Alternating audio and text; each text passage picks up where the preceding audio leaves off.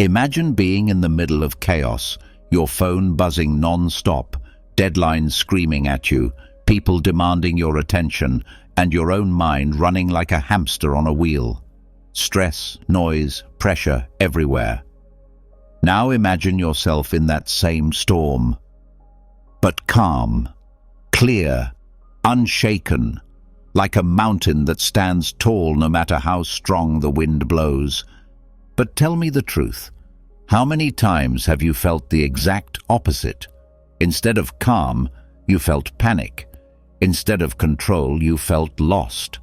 Instead of strength, you felt like you were drowning in a sea of problems. Here's the reality. Life will never stop being chaotic. You can't control the storm outside, but what you can control is how you face it. And that, my friend, is where the wisdom of Stoicism comes in. This guide you're about to read is not just another self-help book full of cliches. It's a roadmap tested by philosophers who lived through wars, exiles, slavery, and emperorship, and still managed to find peace. It's a set of tools that will help you stand unshaken when everything around you is falling apart. So get ready, because after this book, chaos will no longer control you. You'll learn to see challenges as training, setbacks as teachers, and life storms as opportunities to grow stronger. You won't just be reading words, you'll be reprogramming your mind. And the more you practice, the more calm you'll carry with you into every battle of life. Write this down now. I cannot control the storm, but I can control myself. Because once you truly believe that, nothing will ever break you again. Let's get started. Chaos is the rule of life, not the exception. Fires break out when you least expect them. Plans collapse without warning. People disappoint you, and comfort zones betray you. Yet there is a paradox at the heart of resilience. Those who are calm in the face of disorder are rarely people who have lived easy lives. They are people who have prepared. They have chosen discomfort before it chose them. This is where the first great Stoic lesson begins, the deliberate practice of small hardships, not as punishment, not as self-denial, but as training.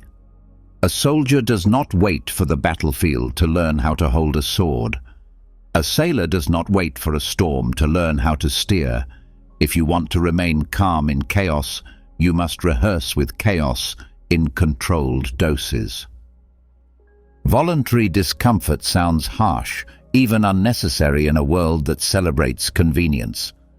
But think about what happens when you are constantly protected from difficulty. The smallest challenge breaks you. The tiniest delay frustrates you. The smallest insult burns you. By choosing occasional discomfort, you build a mind that is no longer ruled by fear of hardship. Instead, hardship becomes your ally, your teacher, your sharpening stone. The Stoics understood this well.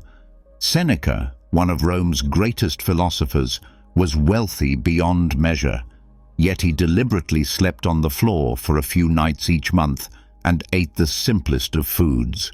Why? To remind himself that the luxury he enjoyed was not essential, that if fate stripped him of his wealth tomorrow, he would still be capable of surviving. That practice made him stronger, not weaker, because when you already know you can endure less, you are no longer enslaved to more. And here is the heart of it. Voluntary discomfort is not about living in misery. It is about building proof that you can handle the things you fear. When your brain has evidence that you can survive on little, survive rejection, survive failure, survive fatigue, then chaos loses its grip on you. One of the greatest obstacles to calm is the fear of what if. What if I lose my job? What if I fail? What if they leave me? What if the money runs out? The mind panics not because it cannot survive, but because it has never rehearsed survival. By deliberately facing small hardships now, you erase the terror of "what if" later. Start with the body, because the body is the fastest way to train the mind. Skip a meal even when food is available. Walk instead of driving. Sleep without your pillow. Take a cold shower. Push your body past the line of comfort, not to punish yourself, but to prove to yourself that comfort is not your master.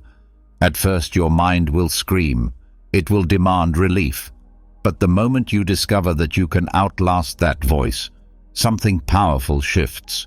You no longer see yourself as fragile. You see yourself as capable. There is also another dimension. Voluntary discomfort resets your appreciation of life's small pleasures. When every day is soft and easy, gratitude fades. But when you fast and then eat bread, you realize how extraordinary bread is. When you sleep on the floor and then return to your bed, you feel like royalty. Hardship intensifies gratitude, and gratitude is one of the strongest shields against chaos. Because the grateful mind cannot be shaken by small losses, it is already rich. Let us talk about money. Many people live enslaved by the fear of losing wealth. They spend decades chained to jobs they hate because they believe they cannot survive without a certain lifestyle. Yet, the Stoics would say, prove it. Live for a few days as if you had nothing. Wear simple clothes. Limit your spending to almost zero. Survive on beans and water. When you discover you can still function, laugh, even feel alive with so little, money loses its power to terrorize you. This does not mean despising wealth. It means no longer fearing its loss. The same principle applies to rejection. Many avoid risk in love, career, and life because they cannot bear the thought of being turned down. But what if you trained yourself to be rejected? You could set small challenges, ask for a discount at a store, even knowing they may say no. Approach someone with a question, even if they might ignore you. By practicing these tiny rejections, you rewire your brain. You discover that no does not kill you. Chaos in the form of rejection becomes nothing more than a passing breeze. Physical training is another powerful form of voluntary discomfort. The gym, the track, the long run, these are artificial storms you create to test yourself. Every push-up, every heavy lift, every long distance is a rehearsal for life's unpredictability. The pain in your muscles is a controlled form of chaos, and by enduring it willingly, you teach your mind that pain can be carried without panic. That strength translates into every arena of life. There is also the discomfort of silence. We live in a world that drowns itself in constant noise, music, podcasts, scrolling, endless chatter. Silence feels unbearable for many, but choosing silence is another form of voluntary hardship. When you sit alone with no distractions, your inner chaos rises to the surface. At first it feels overwhelming, but the more you practice sitting with it, the more you learn that you can face your thoughts without running. You train calm in the eye of the storm of your own mind. Another form is restraint. We live in a culture of immediate gratification. One click, one swipe, one tap, and the desire is fulfilled. But practicing restraint, delaying gratification on purpose, rewires your brain for strength. For example, when you crave sugar, wait an hour before you eat it. When you want to check your phone, resist for 10 more minutes. Each act of restraint is a micro-discomfort that trains your mind to remain steady when desires roar. One overlooked but powerful exercise is exposing yourself to controlled embarrassment. Many people live in fear of humiliation, and that fear makes them timid. But embarrassment is only deadly if you run from it. So, practice. Speak up in public even if your voice shakes. Try something new in front of others, even if you look clumsy. Wear something odd for a day, just to see how little other people's opinions truly matter. Once you realize embarrassment cannot destroy you, the chaos of judgment loses its sting. Voluntary discomfort also strengthens compassion. When you know hunger, you understand the hungry. When you know cold, you understand the shivering. When you know rejection, you understand the rejected. Hardship softens arrogance and builds empathy. And empathy is another form of calm. It prevents you from being carried away by anger at others because you recognize their struggles mirror your own. There is also a hidden benefit. Discomfort reveals what you truly value. When you strip away convenience, when you lose the extras, you see what remains essential. And essentials are few: food, shelter, love, purpose. Everything else is decoration. Once you grasp this, chaos in the form of lost luxuries no longer rattles you. You see clearly what matters, and clarity breeds calm. Another powerful truth. Voluntary discomfort teaches adaptability.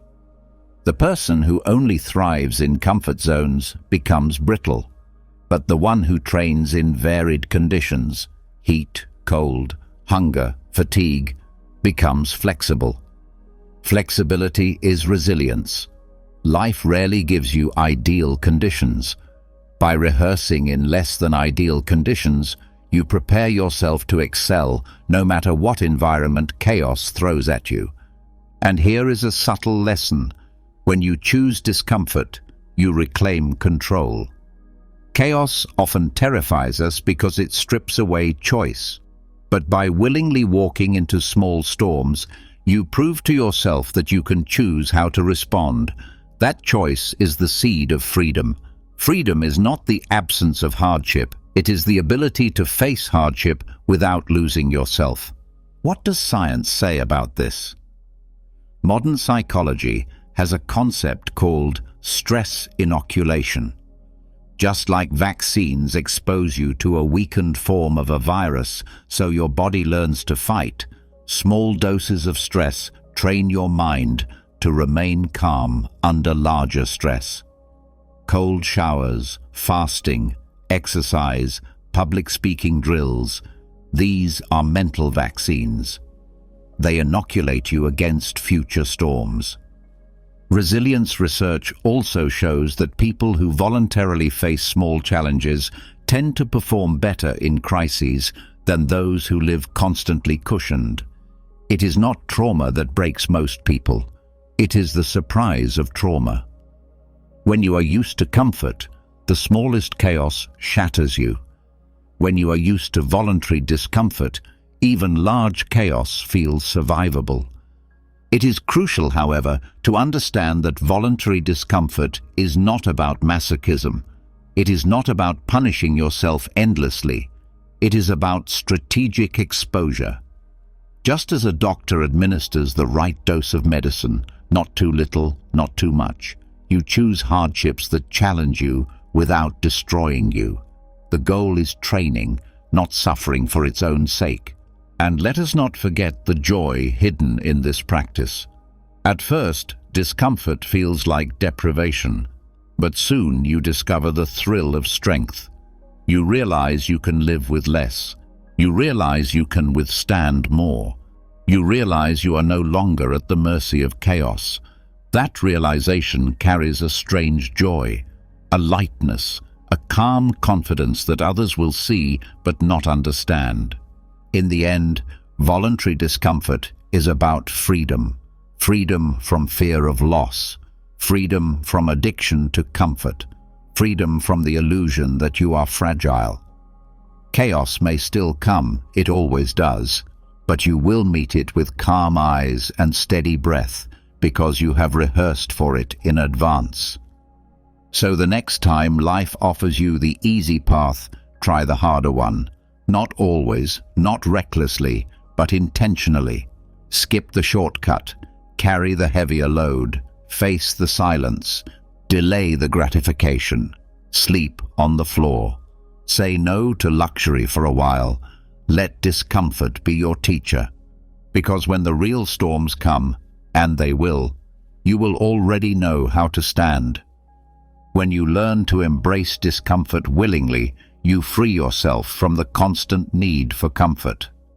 But there is another prison that often goes unnoticed, the fear of what might happen tomorrow.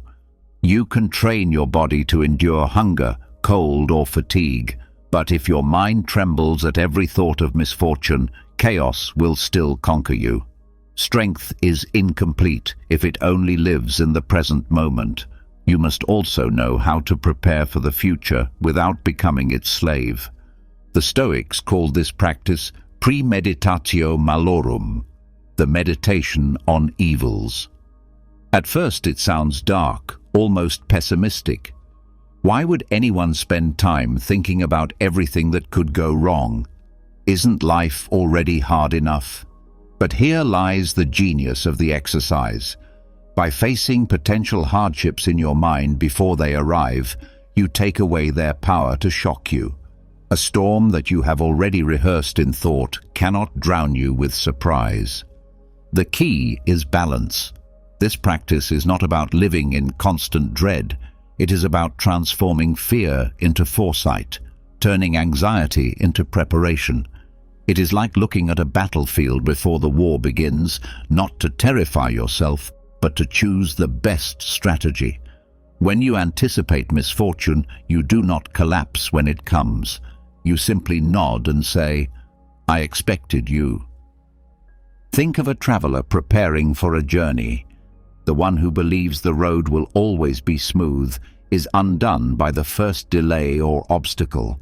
But the traveler who has already pictured rain, hunger, and exhaustion walks forward calmly when those very things appear. That calmness is not born from luck, it is crafted from mental rehearsal. This exercise works because fear often grows from surprise. A sudden job loss, a betrayal, an illness. What shakes us most is not only the event itself, but the fact that it arrives unannounced. By rehearsing the possibility of such events, you steal fear's favorite weapon, the element of surprise. The practice is simple in theory. Each day, quietly reflect on the difficulties that could cross your path. Consider the loss of wealth, the illness of loved ones, the betrayal of friends, the unpredictability of nature. At first, your mind will resist. It will whisper, "Why dwell on dark things?" But remember, this is not dwelling, it is strengthening. It is preparing your heart to remain calm when others collapse. One of Seneca's most powerful lines was this: "He robs present ills of their power who has perceived their coming beforehand." The wisdom here is striking. A person who never contemplates misfortune is destroyed twice. Once by the fear when it arrives, and once by the suffering itself. But the person who has already anticipated the blow is only struck once. To understand this better, think of grief. When someone close to us dies, the pain can feel unbearable. Yet Stoics encouraged reflecting in advance on the fact that everyone we love is mortal. Not to make us cold, but to make us aware that each day is a borrowed gift. When death eventually comes, the pain is real but not shocking. Instead of collapsing, we find strength in the knowledge that we were not blind to the truth of life's impermanence. The same applies to wealth. The person who never considers the possibility of losing money is shaken to the core when markets crash or jobs vanish. But the person who has already pictured life with less is steadier. They can pivot, adapt, and move forward. The loss hurts, but it does not paralyze. Premeditatio malorum is also a cure for arrogance. When everything goes well, it is easy to believe that fortune will always favor you. But by rehearsing the possibility of illness, failure, or betrayal, you remain humble and grounded. You know that you are not untouchable, and that humility prepares you to treat others with more kindness and less judgment. There is also a practical layer to this exercise. By imagining what could go wrong, you often find ways to prevent it. A captain who considers storms equips his ship more wisely. A leader who anticipates betrayal builds stronger systems of trust. A worker who imagines losing their job develops skills to remain employable. In this way, the exercise not only reduces fear, but actively increases resilience. However, the balance is delicate. The danger is slipping into obsessive worry. The Stoics warned against turning premeditatio malorum into endless catastrophizing. The goal is not to live every day expecting disaster, but to practice envisioning it in a way that strengthens you, not weakens you. The difference lies in your tone. A worrier says, "What if this happens? I will never survive." A Stoic says, "If this happens, I will endure, because I have rehearsed it." Modern psychology supports this. Studies on exposure therapy show that people who gradually face their fears in controlled settings reduce their anxiety over time. By repeatedly visualizing or experiencing a feared scenario, the brain learns that it is survivable. The Stoics were practicing this centuries before science confirmed it. They taught people to step into the theater of the mind and expose themselves to the very scenes they feared most, until those scenes lost their power. A helpful technique is to practice this exercise at the start of each day. Before leaving your home, consider, "I may be insulted today. I may face delays. I may encounter rudeness. I may lose money." When those very things occur, you meet them with a calm smile because you already prepared. Instead of anger, you feel recognition. "Ah, yes, I thought of this." This practice is also deeply tied to gratitude. When you picture losing something, you become more grateful for it while you still have it. If you rehearse the thought of losing your health, you treasure your ability to walk, breathe, and eat today. If you picture the death of a loved one, you become more present with them while they live. Far from making you cold, the exercise warms your appreciation of what you currently hold. There is a story of Marcus Aurelius, the philosopher-emperor, who wrote in his meditations that he would remind himself each morning, "Today I shall meet with interference, ingratitude, insolence, disloyalty, ill will, and selfishness." To most people, that sounds depressing, but Marcus was not filling himself with dread. He was stripping those encounters of their power to shock him. When he actually met rude or selfish people, his heart remained calm because he had already welcomed the possibility in his mind. Premeditatio malorum is also a way of gaining perspective. By confronting possible misfortunes, you learn to see which are truly catastrophic and which are merely inconveniences. Losing wealth may sting, but it does not destroy your capacity for virtue. Facing insult may hurt pride, but it does not harm your character. The exercise teaches you to rank misfortunes accurately, which reduces panic when they appear. Another aspect is the training of courage. Fear feeds on vagueness. The unknown feels infinite and monstrous. But once you look directly at a possible misfortune, its size shrinks. It is no longer a shadowy monster. It becomes a defined challenge. You can face it, plan for it, and live through it. The act of naming the fear weakens it. This practice also builds inner independence. Most people tie their peace to external events going smoothly. If those events collapse, so does their calm. But by anticipating loss, insult, or failure, you build an inner fortress that does not depend on fragile circumstances. You can walk calmly into situations that terrify others because you have rehearsed the worst and accepted it. In relationships, this practice has surprising benefits. By remembering that friends may disappoint and loved ones may fail, you free yourself from unrealistic expectations.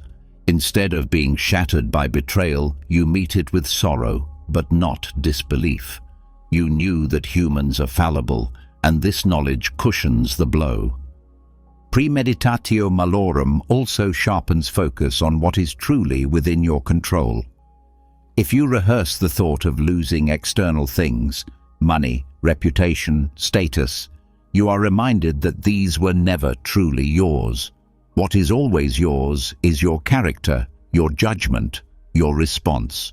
And when you see that clearly, external chaos loses its grip on your mind. The exercise can even change how you view success. Many people fear success because they secretly fear losing it. But once you rehearse the possibility of losing what you gain, you are free to pursue achievement without being enslaved to its preservation. You know that you can enjoy it while it lasts, and let it go if fate demands. There is also a connection to resilience in leadership. A leader who has rehearsed potential failures, financial losses, team betrayal, market crashes, does not collapse in front of their people when those happen. Instead, they stay steady because the storm is one they already visited in their thoughts. Their calm gives others confidence, and the entire group becomes stronger. To practice effectively, it helps to write down your reflections. Begin with a few lines each day. Today, I may face loss. If I lose, I will endure. Today, I may face insult. If I am insulted, it cannot harm my character. Today, I may face death, but death is the nature of life. Writing these reflections embeds them more deeply into the mind, turning abstract philosophy into practical preparation. There is also an advanced practice. Occasionally rehearse the absolute worst-case scenario, not just losing money or facing insult, but death itself. The Stoics often meditated on mortality, not to depress themselves, but to free themselves. If you can accept the possibility of death, then everything else feels small in comparison. Suddenly, minor misfortunes lose their sting. The beauty of this practice is that it transforms life itself. Instead of moving blindly, hoping chaos never finds you, you walk with calm because you know chaos is inevitable. You do not flinch at its arrival. You accept it, you adapt, and you continue forward. Fear becomes foresight. Panic becomes preparation. When practiced consistently, premeditatio malorum gives you a strange power. Others will wonder why you stay so calm when events collapse. They will see you steady while others panic. They may even think you are indifferent. But the truth is different. You are not indifferent. You are prepared. And this preparation changes how you live each day. Instead of clinging desperately to possessions and people as if they were eternal, you appreciate them fully in the moment. Instead of fearing loss, you love more deeply because you know the fleeting nature of everything you hold. This is the paradox. By contemplating misfortune, you increase joy. Life will always deliver storms, some small, some devastating. The Stoics never promised to eliminate pain. What they offered was a way to carry pain without breaking. Premeditatio malorum is one of their most powerful tools, a mental rehearsal that strips fear of its surprise and arms you with calm. So, as you walk forward, do not shy away from reflecting on what could go wrong. Welcome those thoughts as training. Practice meeting them with steady eyes. Turn them from shadows into familiar visitors. because when chaos arrives, and it always will, you will meet it not with trembling, but with a quiet nod of recognition. When you train the mind to expect difficulties before they arrive, you build an armor that makes you less vulnerable to surprise. Yet, even with this preparation, there is another danger that can quickly undo all progress: the sudden rush of emotion when events actually strike. It is one thing to anticipate insult in theory, and another to feel anger boiling the moment someone disrespects you. It is one thing to know that loss may come, and another to feel your heart collapse when it finally does. Preparation removes surprise, but mastery requires something deeper: the ability to pause before reacting. This is the discipline of delay, the art of refusing to be dragged by the first impulse. The difference between those who are consumed by chaos and those who stand above it is often measured in seconds. A single pause, a brief delay, can mean the difference between regret and wisdom, between escalation and peace. The world constantly pushes you to react instantly.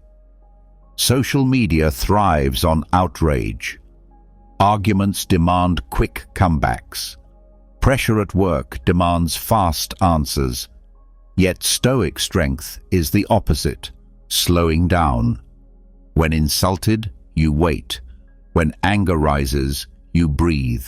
When tempted to lash out, you give yourself distance. That pause is not weakness, it is control. The human brain has two speeds. The first is fast, emotional, reactive. It is the ancient survival mechanism that leaps into fight or flight. The second is slower, thoughtful, deliberate. Most chaos in our lives comes from letting the first speed dominate. A harsh word triggers anger. A delay triggers frustration. A disappointment triggers despair. By training the discipline of delay, you give power back to the second speed, the one that weighs, reflects, and chooses. Seneca warned that anger is a kind of temporary madness. It seizes the mind before reason has a chance to intervene. But even anger, when delayed, weakens. Emotions are like flames. They flare quickly, but if you do not feed them, they fade. The person who practices delay learns to let the first surge of fire pass, and then respond with clarity. Practical methods exist for this training. One is to literally count before responding. When anger strikes, count slowly in your head. When tempted to send a sharp reply, pause before pressing the button. That short delay interrupts the chain between impulse and action. In that gap, reason slips back in. Another is controlled breathing. Deep, slow breaths send signals to the body that it is safe, calming the storm that emotions try to ignite. The discipline of delay is also about recognizing that most things do not require immediate action. Life pushes the illusion of urgency, but very little is truly urgent. An email can wait. A decision can be slept on. A judgment can be postponed. The more you practice waiting, the more you see that time itself dissolves the chaos that seemed unbearable in the moment. There is also wisdom in silence. When provoked, silence is a weapon. Not silence of weakness, but silence of strength. By refusing to answer immediately, you deny others control over your emotions. You remain the master of your response. Marcus Aurelius reminded himself that others can only harm him if he consents to being harmed. Delay gives you space to remember this. Delaying reaction is not suppression. Suppression pushes emotions down without resolving them. Delay allows them to cool and then be examined. It is like holding a burning coal in your hand. If you throw it immediately, you burn someone else. If you clutch it, you burn yourself. But if you set it down and let it cool, you can later handle it safely. The discipline of delay is not only for anger, it applies to fear. When anxiety rises, if you react instantly, you may run, avoid, or panic. But if you pause, if you let the wave crest and subside, you discover the fear loses its sharpness. It also applies to desire. The urge to indulge, to buy, to overeat, to distract yourself. If you pause, the desire often fades. Delay reveals that many impulses are temporary illusions. This practice is also linked to dignity. Those who react instantly are like puppets, jerked by every string the world pulls. Those who delay move with composure, acting when they choose. Dignity grows from this self-command. People begin to trust your judgment, not because you are brilliant, but because you are steady. Modern neuroscience confirms what the Stoics taught. Studies of the brain show that strong emotions activate the amygdala, the center of threat detection. But by pausing, the prefrontal cortex, responsible for rational thought, can take control. This small delay allows you to act with intention instead of impulse. In practice, it means fewer regrets, fewer apologies, and fewer self-created disasters. A useful training ground is conversation. In discussion, especially heated ones, practice waiting before you respond. Do not rush to fill silence. Do not defend immediately. Let the other person's words settle. Often they reveal themselves more fully if you do not interrupt. And when you do respond, your words carry more weight because they are measured, not reactive. There is also power in delaying judgment. Humans rush to label events as good or bad, but the Stoics reminded us that events are neutral. It is our judgment that creates suffering. By delaying judgment, you give space for events to reveal their meaning. A failure may later prove to be a lesson. An insult may reveal more about the other person than about you. By holding back your judgment, you reduce unnecessary turmoil. Training this discipline can start with small acts. When you receive a message that upsets you, do not answer at once. When someone cuts you off in traffic, breathe before reacting. When you feel envy rising, delay before feeding it with comparison. Each delay strengthens your ability to remain calm when bigger storms arrive. Patience is a form of delay, and patience is strength. The one who can wait, who does not let urgency dictate action, often ends up making the wiser move. Many mistakes come not from malice, but from haste. By slowing down, you save yourself years of regret created by seconds of reaction. The discipline of delay also deepens relationships. Think of how many arguments spiral because of words spoken too quickly. A delayed word, unspoken in anger, can save a friendship, a marriage, a bond. Delay is not avoidance. It is choosing the right moment to speak when words heal instead of harm. This discipline also builds resilience against manipulation. Many people and systems thrive on provoking quick responses.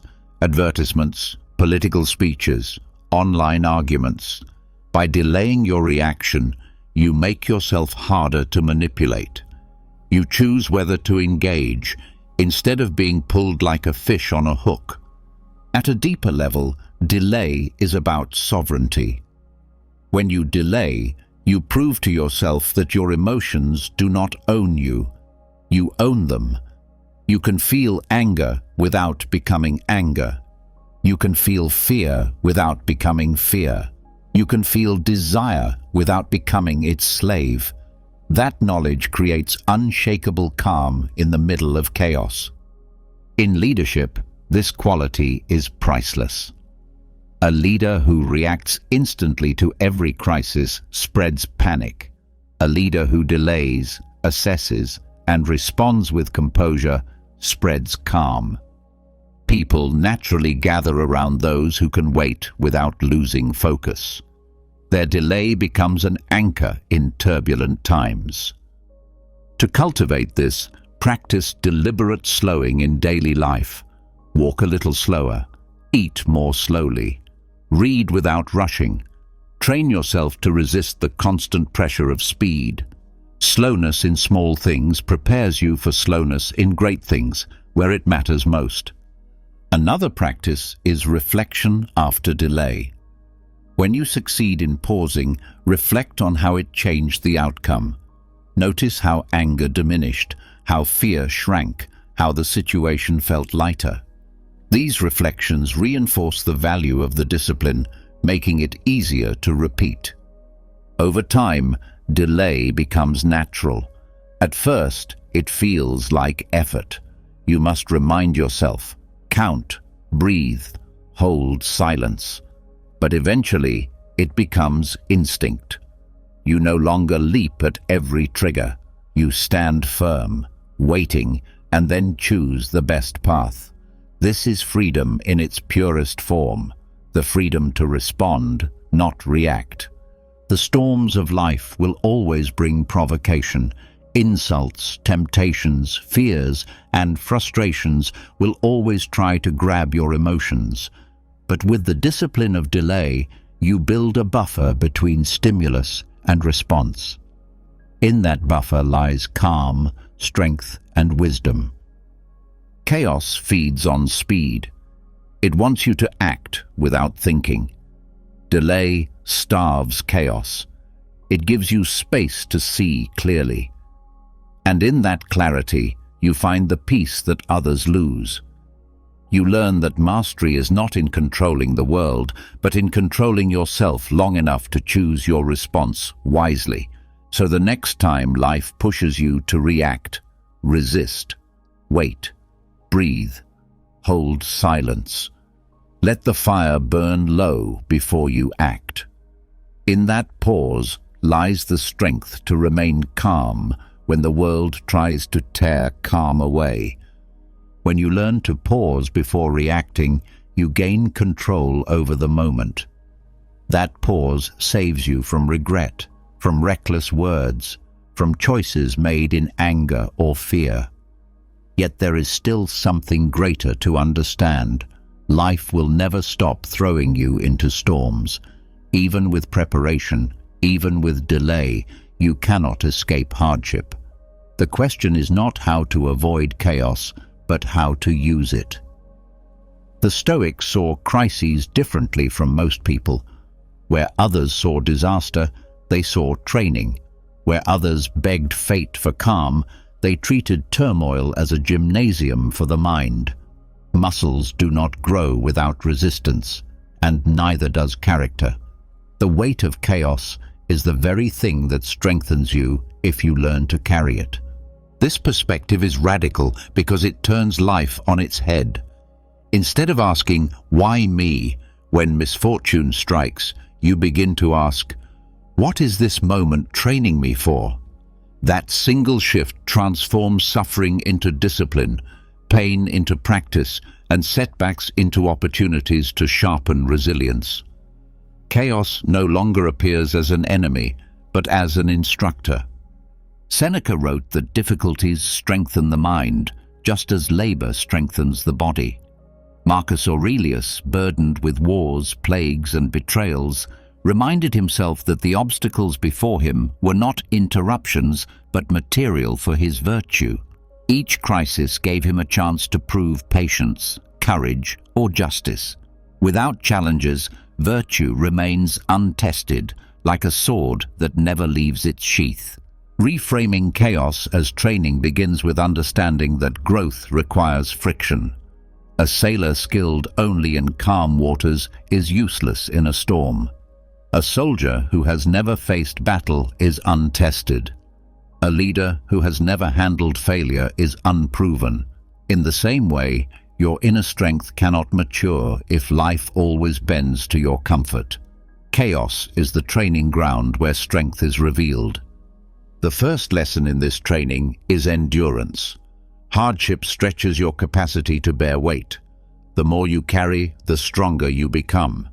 Each crisis you survive proves that your limit was further than you thought. Pain expands the borders of your resilience, showing you that what once seemed impossible is now within reach. The second lesson is creativity. In comfort, routines rule. But crises force adaptation. When plans fail, when resources vanish, when the usual paths close, the mind searches for new ways forward. Creativity is born not in ease, but in necessity. Chaos sharpens your ability to improvise, to find solutions hidden beneath the rubble of failure. The third lesson is humility. Crisis reminds you that you are not in control of the world. The storm is bigger than you, yet in that recognition lies freedom. By bowing to what cannot be controlled, you stop wasting strength on the impossible and direct it to what remains in your hands. Humility is not weakness, it is clarity. Another lesson is perspective. Chaos strips away trivial concerns. A person who has faced illness sees clearly how petty past worries were. Someone who has lost everything no longer trembles at minor inconveniences. Crises rearrange priorities, teaching you what truly matters. That clarity is worth more than comfort. Resilience grows when you deliberately choose to treat every crisis as practice. Instead of resenting difficulty, you lean into it as training. Just as an athlete thanks the weight that resists him, you begin to thank the hardships that shape you. This gratitude does not erase pain, but gives it purpose. Pain with purpose becomes bearable, even transformative. Consider how even daily frustrations can be reframed. Traffic becomes training for patience. Insults become training for dignity. Delays become training for composure. Betrayal becomes training for forgiveness. By viewing each disturbance as a drill for the soul, you strip it of its sting. It no longer feels like punishment, but like a lesson disguised in rough clothing. The Stoic method here is mental alchemy, turning misfortune into fuel. If someone insults you, the insult becomes a weight to lift. If you fail, the failure becomes resistance to push against. You cannot control the existence of the weight, but you can choose to grow stronger by lifting it. Modern psychology calls this post-traumatic growth, the idea that hardship, while painful, can also leave people more resilient, more empathetic, more purposeful. The Stoics anticipated this truth long ago. They taught that suffering is not simply to be endured, but to be used. The mind that knows how to use pain becomes unbreakable. The training ground of chaos also reveals hidden virtues. You may think yourself patient until someone tests your patience. You may think yourself brave until fear stares you down. Crisis uncovers the gap between your ideals and your reality. That exposure is not meant to shame you, but to show you where to train harder. Crises also train detachment from comfort. When comfort is stolen and you survive, you realize you were stronger than your luxury suggested. This detachment creates freedom. You no longer depend on fragile circumstances to feel whole. You carry stability within you because you know you can endure without external ease. Reframing chaos as training also prevents despair. If suffering is meaningless, despair follows. But if suffering is training, hope remains. Even in loss, you know you are gaining strength. Even in failure, you know you are gaining lessons. This perspective keeps despair from taking root in your mind. There is also the lesson of composure. In crisis, others panic. But if you treat chaos as training, you remain calm, like a seasoned athlete lifting a familiar weight. Your composure becomes contagious. Others draw strength from your steadiness. The training you accepted privately becomes a gift to others publicly. The practice requires conscious effort. When crisis comes, the natural reaction is to resist, complain, or collapse. But with practice, you train your first thought to shift. Not, "Why is this happening?" but, "How can I use this?" That small change in question transforms your entire experience of chaos. To practice, begin with small irritations.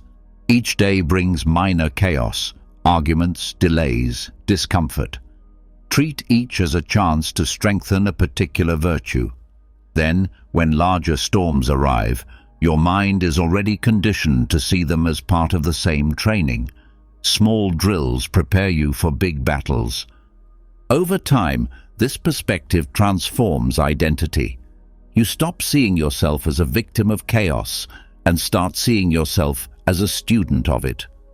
Every crisis becomes a classroom, every hardship a teacher. You begin to carry yourself differently, not with arrogance, but with the quiet confidence of someone who has been tested and refined. There is beauty in this approach. Life will always bring disorder. You cannot control its timing, size, or shape, but you can control whether it crushes you or strengthens you. If you see it as punishment, you break. If you see it as training, you grow. That choice belongs to you. So when the next storm comes, do not curse it. Step into it like an athlete entering the gym. Feel its weight. Let it stretch your endurance, sharpen your creativity, deepen your humility, and clarify your perspective. Every trial becomes a set of repetitions, every setback another round of training. Chaos, once feared, becomes the forge where strength is made. And when others ask how you remain calm while the world shakes, you will know the truth. You are not surviving chaos. You are training in it.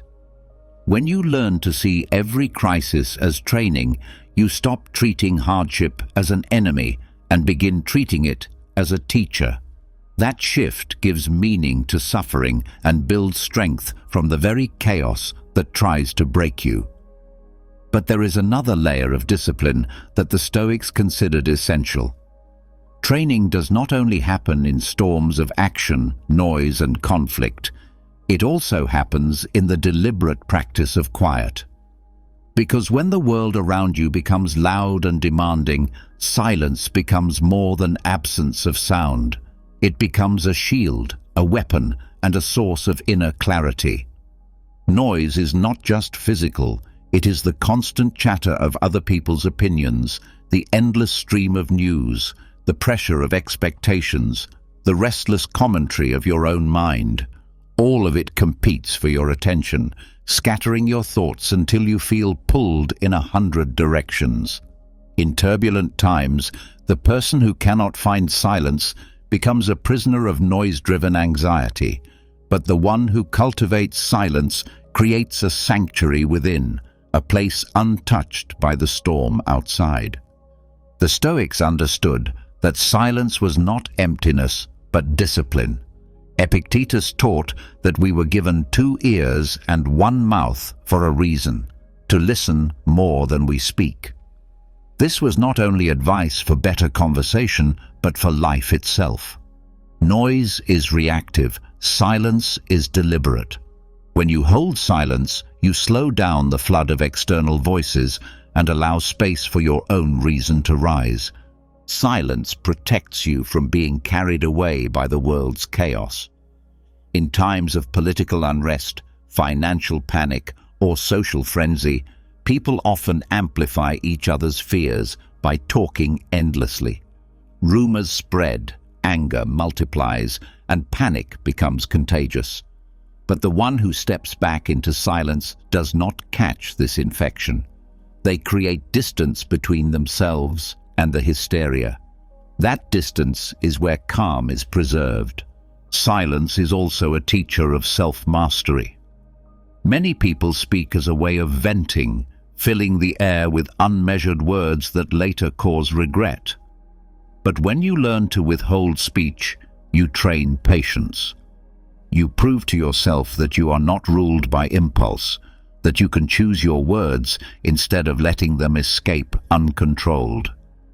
Silence creates space for intention. This does not mean withdrawing permanently or refusing to communicate. Stoic silence is selective, not absolute. It is the discipline of knowing when speech serves reason and when it serves chaos.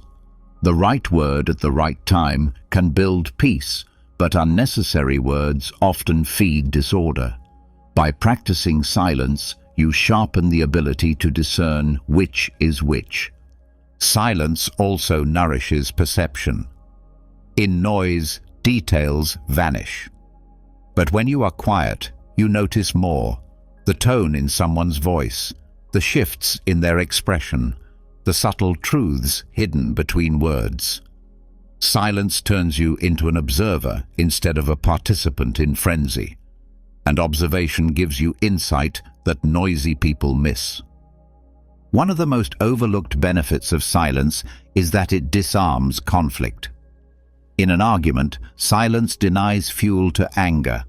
Instead of escalating, you cool the fire by refusing to throw words into it. Many quarrels collapse because one side chooses not to answer. What looks like retreat is often wisdom.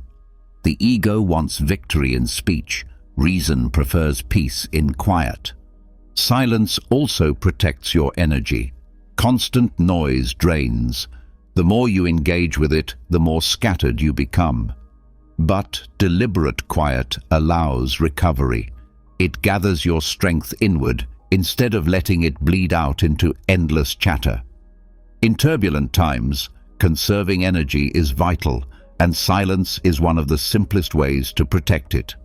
The practice can be cultivated through simple choices. Begin by resisting the urge to fill every gap in conversation. Allow silence to exist without rushing to cover it. In daily life, limit unnecessary noise. Step away from endless media, mute notifications, spend moments in stillness without distraction. These are small acts, but together they create an environment where calm can grow. Silence also reveals the voice within. Beneath the noise of the world, your own thoughts often remain unheard. When you enter quiet, you meet yourself. You hear what you truly believe, what you truly fear, what you truly want. This self-knowledge is not always comfortable, but it is essential. Without silence, you risk living only by borrowed voices. The Stoics believed silence sharpened judgment. When you do not rush to speak or react, you give reason space to weigh the situation. A hasty word once spoken cannot be retrieved, but silence always leaves room for choice. It is easier to break silence later than to undo reckless speech. Modern research mirrors this wisdom. Studies on mindfulness and meditation show that intentional quiet lowers stress, improves focus, and calms the nervous system. The brain, overwhelmed by constant input, resets when given silence. Anxiety decreases because silence reduces overstimulation. What the Stoics practiced as philosophy, modern science now confirms. Another benefit is that silence cultivates mystery and respect. A person who always talks soon loses influence. Their words become noise. But one who speaks rarely after long silence commands attention when they finally speak. Their words carry weight because they are not scattered lightly. Silence becomes the soil from which meaningful speech grows. Silence is also linked to courage. Many speak out of fear of being forgotten or ignored, but the one who holds silence shows they do not need constant affirmation. Their value does not depend on being heard every moment. This inner security is a form of strength, a refusal to let noise dictate worth. At times, silence is the highest form of defiance. When injustice or cruelty attempts to provoke you into rage, silence can be resistance. Not silence that accepts injustice, but silence that refuses to be reduced to the same noise as the oppressor. It is the calm refusal to let others dictate your state of mind. Silence can also be spiritual. To sit in stillness, free from chatter, is to touch something beyond the self. The Stoics often reflected on nature, on the vastness of the cosmos, in silence. In that quiet, perspective shifts. Personal troubles shrink against the background of eternity. Silence opens the door to awe, which dissolves anxiety. But silence is not always easy. It feels unnatural in a culture that equates noise with life. The moment you try to sit in quiet, your mind rebels with restlessness. Yet this is the very reason it must be trained. The discipline of silence is not comfortable at first, but each practice strengthens your ability to carry it into chaos. Over time, silence becomes not absence, but presence. A presence of clarity, of strength, of calm. Others will sense it when you walk into a room. The quiet confidence of someone who does not need to speak to prove their worth. That presence cannot be faked. It is built through countless moments of intentional quiet. When the world shakes with panic, those who can find silence carry peace not only for themselves, but for others. Their calm becomes a harbor where others can rest. In this way, silence is not selfish withdrawal but a gift. It creates stability in unstable times. The Stoic use of silence was never about escape. It was about mastery. Mastery over impulse, over noise, over fear.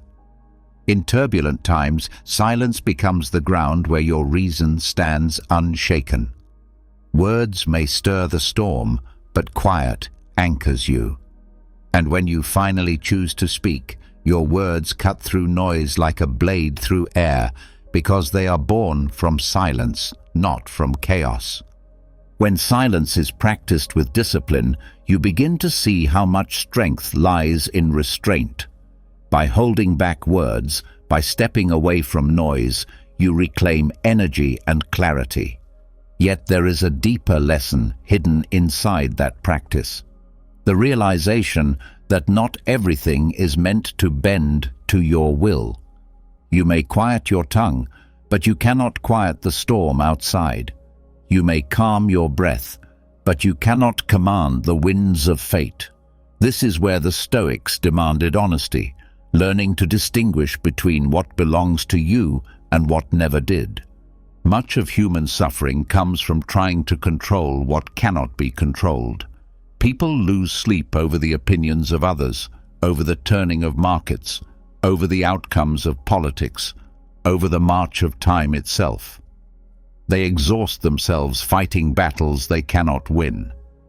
The Stoics called this the confusion of spheres, mistaking the external world as yours to govern, when in truth only your inner world is fully within your grasp. Detachment from the need to control is not indifference. It is clarity.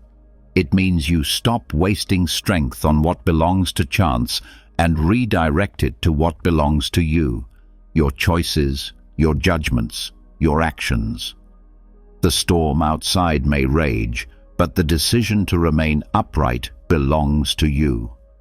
Fate may strip you of wealth or health, but whether you meet it with despair or courage is in your hands. That boundary, the division between what is yours and what is not, is the foundation of calm.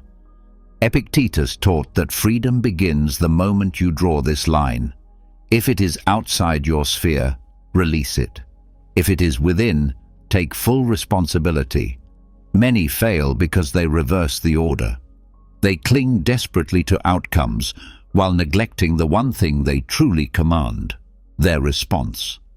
Detachment is not escape from life, but the refusal to enslave yourself to illusions of control. Consider relationships. You cannot control how others think, feel, or act, yet many build their lives around this attempt, trying to shape others into desired forms. The result is frustration, anger, and disappointment. But when you accept that another's mind is not yours to command, you are free. You can influence with example, with kindness, with reason, but the outcome is theirs, not yours. Detachment allows love without chains and connection without possession. The same applies to reputation.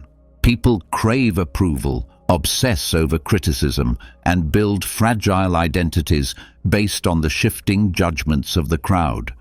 But reputation lives outside your sphere. You can act with integrity, but how others perceive you is their affair. By detaching from the need to control perception, you find stability. Praise no longer intoxicates you, and blame no longer crushes you. You remain steady because your measure of worth comes from within, not from the noise of outside voices. Detachment also applies to outcomes. You may work diligently on a project, but the final result is shaped by countless variables outside your control. Market conditions, timing, the choices of others. If you tie your peace to the outcome, you become hostage to chance. But if you tie your peace to the effort itself, you cannot be robbed of it. Success becomes the act of doing your duty with excellence, regardless of how the dice fall. This principle also reshapes your relationship with time. You cannot control the past, no matter how much you replay it in your head. You cannot control the future, no matter how much you worry. Only the present moment is within reach, and even then, only your choices within it. Detachment from the need to control time frees you from regret and anxiety. You meet each moment with full attention because it is the only sphere you truly inhabit. Another area where detachment matters is health. You can care for your body, eat well, exercise, rest. But sickness may still come. Age will certainly come. To believe you can control the inevitabilities of mortality is to invite fear at every wrinkle, dread at every symptom. But by detaching from the illusion of control, you transform how you live. You tend to your health wisely, but without panic. You recognize that death belongs to nature, and that peace comes not from control, but from acceptance. Detachment from control also teaches resilience. When things do not go your way, you do not collapse because you never believed they had to. You invested your effort where it mattered, your actions, your character, your will, and left the rest to fate. Disappointment shrinks when you stop expecting the universe to obey your desires. Modern psychology supports this division. The concept of locus of control distinguishes between those who believe their fate is dictated by external forces and those who focus on what they can personally influence. The Stoic approach refines this. Focus only on the inner locus, because that is where your true power resides. Every other attempt at control leads to stress, anxiety, and despair. Detachment also cultivates courage. When you no longer cling to controlling outcomes, you take bolder action. Fear fades because fear is tied to results, and you have already surrendered results to fate. What remains is the courage to act rightly, regardless of what follows. Detachment does not weaken effort, it purifies it. You act for virtue, not for guarantees. In turbulent times, this principle becomes essential. When markets fall, when governments shift, when disasters strike, panic grips those who believed they controlled stability. But the Stoic, trained in detachment, remain steady. They mourn loss, but they do not collapse, because they never confused external security with true security. Their foundation lies in what cannot be taken, their own reasoned choice. Practicing this detachment requires daily reminders. Each morning, reflect on what is yours and what is not. Your actions are yours. Your opinions are yours. Your desires and aversions are yours. The behavior of others, the turning of fortune, the course of events, these are not. Hold the line clearly in your mind.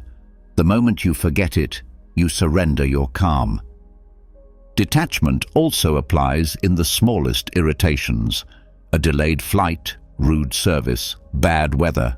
These belong to fate. Your control is only over your response. The more you practice in small things, the more natural it becomes in great things. When real disaster strikes, you are already trained to separate what you can do from what you cannot. One of the most powerful effects of this discipline is the release of unnecessary suffering. Much of what torments people is not the event itself, but the demand that it should have been different. Detachment dissolves this demand. You stop fighting reality with should. You meet it as it is and act within it. This acceptance is not passivity. It is the foundation of effective action because your energy is no longer wasted on illusions. Detachment from control also sharpens gratitude. When you stop clinging to outcomes, you see every blessing as a gift, not an entitlement. You cherish what you have while it lasts, without demanding it remain forever. This gratitude makes loss easier to bear because you lived in appreciation, not in assumption. It is also a shield against manipulation. Those who crave control over external things are easy to sway because they can be tempted or threatened with them. But the one who has released that need cannot be coerced. They cannot be bribed with praise or crushed with blame. Their independence is untouchable. The Stoics often compared life to a play. You do not control the script, the stage, or the roles of others. You control only how well you perform your part. To demand more is to misunderstand your place. Detachment means playing your role with excellence, without demanding the director rewrite the play for your comfort. This mindset also transforms ambition. You may strive for achievement, but your peace no longer depends on reaching it. You aim high, not because you must control the result, but because effort itself refines you. If fortune grants success, you are grateful. If it does not, you remain undisturbed, because you never demanded the universe reward you. Detachment from the need to control brings freedom. Freedom from the tyranny of other people's opinions. Freedom from anxiety about the future. Freedom from regret about the past. Freedom from despair when fate takes what you love.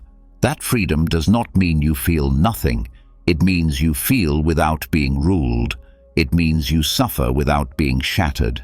In the end, this principle is simple yet profound. Control your sphere. Release the rest. Anchor yourself in what belongs to you, your reason, your choices, your virtue, and let the rest flow as it will. Chaos may swirl outside, but inside you stand unbroken, because you no longer carry the impossible burden of ruling the universe. You carry only yourself, and that is enough. When you accept that much of life lies outside your control, you step into freedom. You no longer waste yourself chasing the impossible, and your strength is directed toward what is truly yours, your judgments, your actions, your character. Yet freedom is constantly tested by the sharp words of others. An insult, a criticism, a careless remark can sting more than physical hardship. People who would endure hunger or fatigue collapse under a single harsh word. This is why the Stoics gave so much attention to the art of handling offense. For Epictetus, the insult was not a wound, but a mirror, a chance to study the self. Words are powerful because they touch our pride. Pride craves recognition, and when it is denied or attacked, anger rises. But anger is proof that you have given another person power over your peace. To be insulted is one thing, to feel destroyed by it is another. The difference lies in interpretation. Epictetus taught that no insult harms you unless you choose to believe it does. The sound of words cannot pierce the soul without your consent. The discipline here is to reinterpret insult as material for growth. Instead of reacting with wounded pride, you pause and ask, is there truth in what was said? If so, the insult becomes free correction, a mirror showing you a flaw you had not noticed. And if it is false, then it reveals nothing about you but much about the speaker. Either way, the offense transforms into insight about yourself or about human nature. This perspective requires training. The natural impulse when insulted is to strike back, to defend, to prove superiority. But this only multiplies noise and feeds anger. By reframing insult, you reclaim mastery. You step back, you examine, you decide how to use the moment. Insult loses its power to wound because it has been turned into a tool. There is strength in remembering that insults are opinions, not facts. An opinion says more about the one who holds it than about the one it is directed at. If someone calls you foolish, it may reflect their impatience, their prejudice, or their own insecurity. You are not obliged to carry their judgment as if it were truth. The mind that can hold insult at a distance remains unshaken. Epictetus often reminded his students that people speak from their perspective, shaped by their upbringing, desires, and limitations. Why then treat their words as divine verdicts? If a child calls you weak, do you rage? No, because you recognize the child's ignorance. In the same way, insults from adults should be weighed with the same detachment. Their words are a reflection of their view, not an absolute truth about you. Another exercise is to treat insults as tests of dignity. Anyone can remain calm when praised. It takes discipline to remain calm when attacked. Each insult is a chance to strengthen composure. Every time you refuse to be provoked, you grow in mastery. The insult becomes a sparring partner in the gymnasium of the soul. Without such sparring, your patience and humility remain untested. There is also wisdom in considering the source. If a person you respect offers critique, it may be valuable correction. If a person with no knowledge of your life or character mocks you, why give their words weight? To treat every insult as equal is to abandon judgment. Discernment means recognizing which words carry wisdom and which are empty noise. The Stoics also emphasize the value of detaching self-worth from reputation. If your peace depends on universal approval, you will always be vulnerable. No matter how virtuous you are, someone will dislike you, someone will misunderstand you, someone will attack you. To expect otherwise is to fight the nature of the world. By grounding worth in your own actions rather than external praise, insults lose the ability to shake your foundation. Consider, too, the paradox that insults often expose our hidden attachments. If someone calls you poor and you rage, it shows attachment to wealth. If someone calls you cowardly and you burn with anger, it shows attachment to honor. Insults act like probes, revealing where your ego still clings. Instead of rejecting this revelation, use it. Each sting points to an area where you have work to do. Silence is often the wisest response to insult. By answering nothing, you show that the words have no power. Retaliation gives life to the insult. while silence kills it. The crowd sees strength not in the loudest retort, but in the refusal to be moved. Epictetus taught that the insult dies not in the mouth of the speaker, but in the ears of the one who refuses to receive it. This practice does not mean becoming numb or passive. It means using every offense as material for virtue. If an insult is accurate, you gain self-knowledge. If it is false, you gain practice in endurance. If it reveals attachment, you gain direction for growth. In every case, the insult becomes insight. Modern psychology echoes this. Cognitive behavioral therapy, built partly on Stoic principles, teaches that events themselves do not disturb us, but our interpretation of them does. An insult is only a sound.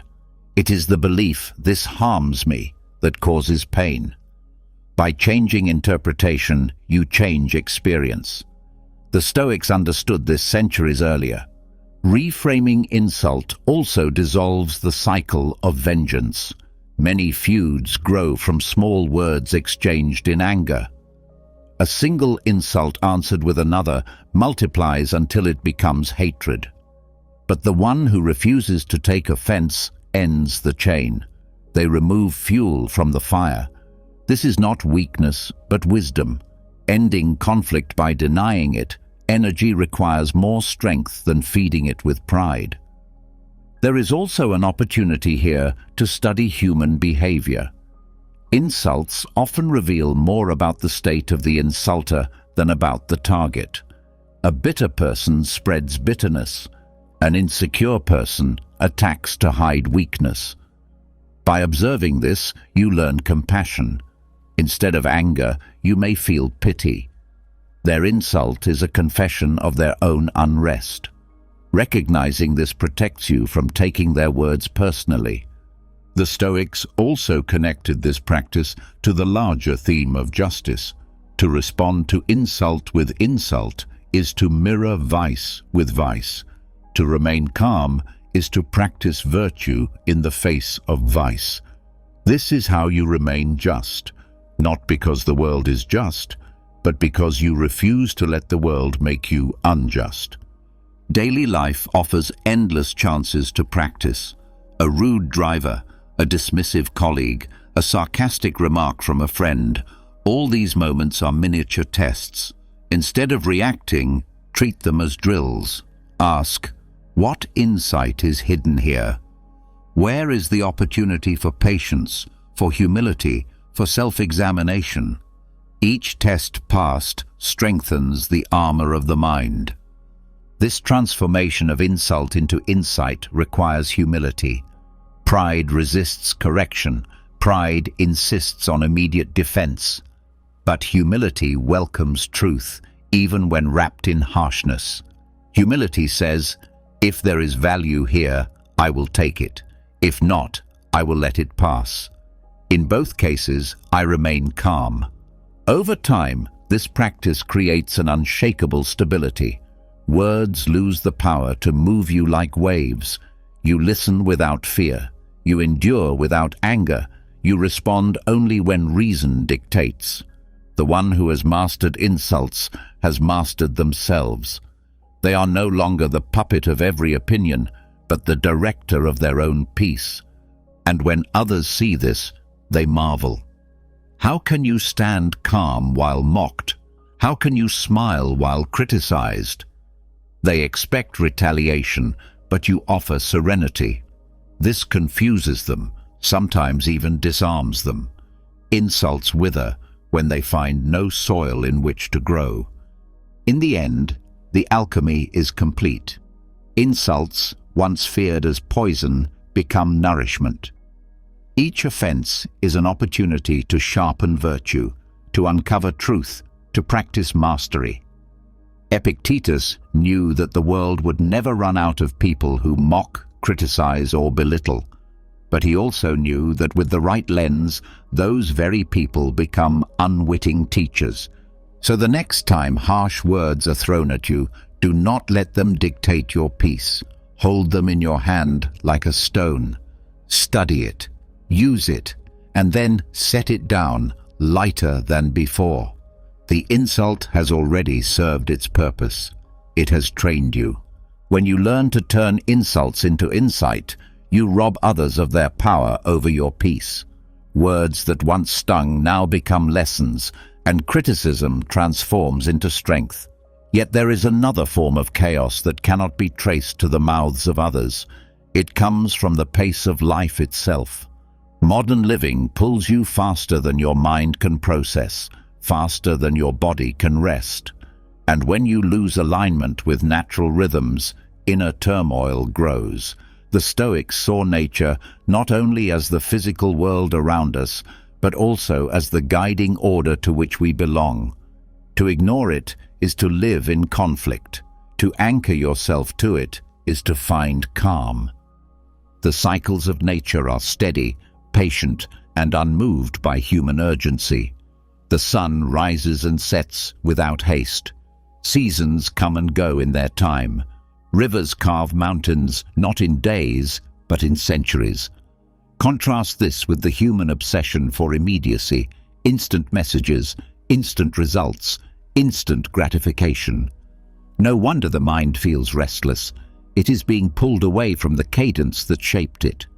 Grounding yourself in nature's rhythm is not retreat, but restoration. It dissolves the false urgency that noise creates and brings you back to a pace that life was meant to hold. One of the clearest ways to reconnect is through attention to daily cycles. Morning, noon, evening, night. Each has its role. The Stoics often wrote of beginning the day with reflection, aligning themselves with purpose before the noise began. Marcus Aurelius urged himself each morning to prepare for the challenges ahead, not to dread them, but to meet them with readiness. Starting the day with such alignment mirrors the rising of the sun, calm, deliberate, dependable. The evening then becomes a time of review, a settling of accounts, much like the sun setting and closing the day. These small rituals keep your life tethered to the larger order of time, reminding you that days are not random, but structured like chapters in a book. Anchoring to nature also means observing the slower rhythms of seasons. Just as trees shed leaves in autumn and blossom in spring, so too does human life have seasons. Times of growth, times of decline, times of rest. Much suffering comes from resisting these seasons, demanding constant growth, constant productivity. But nature teaches balance. Winter is not failure, it is preparation. Spring is not permanent, it is a phase. By embracing these cycles, you stop fighting the natural ebb and flow of your own life. You allow rest without guilt, effort without desperation, patience without fear. Another rhythm worth reclaiming is the breath. It is the most immediate connection between body and nature. In turbulence, breathing becomes shallow, erratic, panicked. By returning to slow, steady breaths, you signal to the body that it is safe, and the mind follows. Stoics practiced breath awareness not as mysticism, but as discipline, a way of anchoring to something constant when the world outside felt chaotic. Each breath is a reminder that life is not a sprint, but a rhythm. Inhale, exhale, again and again. Nature's rhythm also teaches impermanence. Day turns to night, winter to spring, growth to decay. Nothing stays fixed, and yet the cycle continues. By aligning with this, you free yourself from clinging. You accept that joy will pass, but so will pain. You accept that loss is part of the cycle, not a violation of it. This acceptance dissolves much of the anxiety that arises from wanting to freeze life in its most pleasant moments.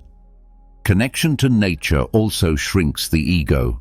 Standing beneath a night sky filled with stars, watching waves crash endlessly, or listening to wind sweep across trees places your worries into perspective. What seemed unbearable in your personal life becomes small against the vastness of natural order. Marcus Aurelius often reminded himself to take the view from above, picturing human affairs as tiny when compared to the cosmos. This is not to minimize suffering, but to reframe it in a scale that brings humility and calm. Grounding yourself in nature does not require wilderness. Even in cities, the sky remains. Even in noise, there are moments of stillness if you choose to seek them. Watching the clouds, feeling the breeze, or sitting in sunlight are simple acts that draw you back into the larger rhythm.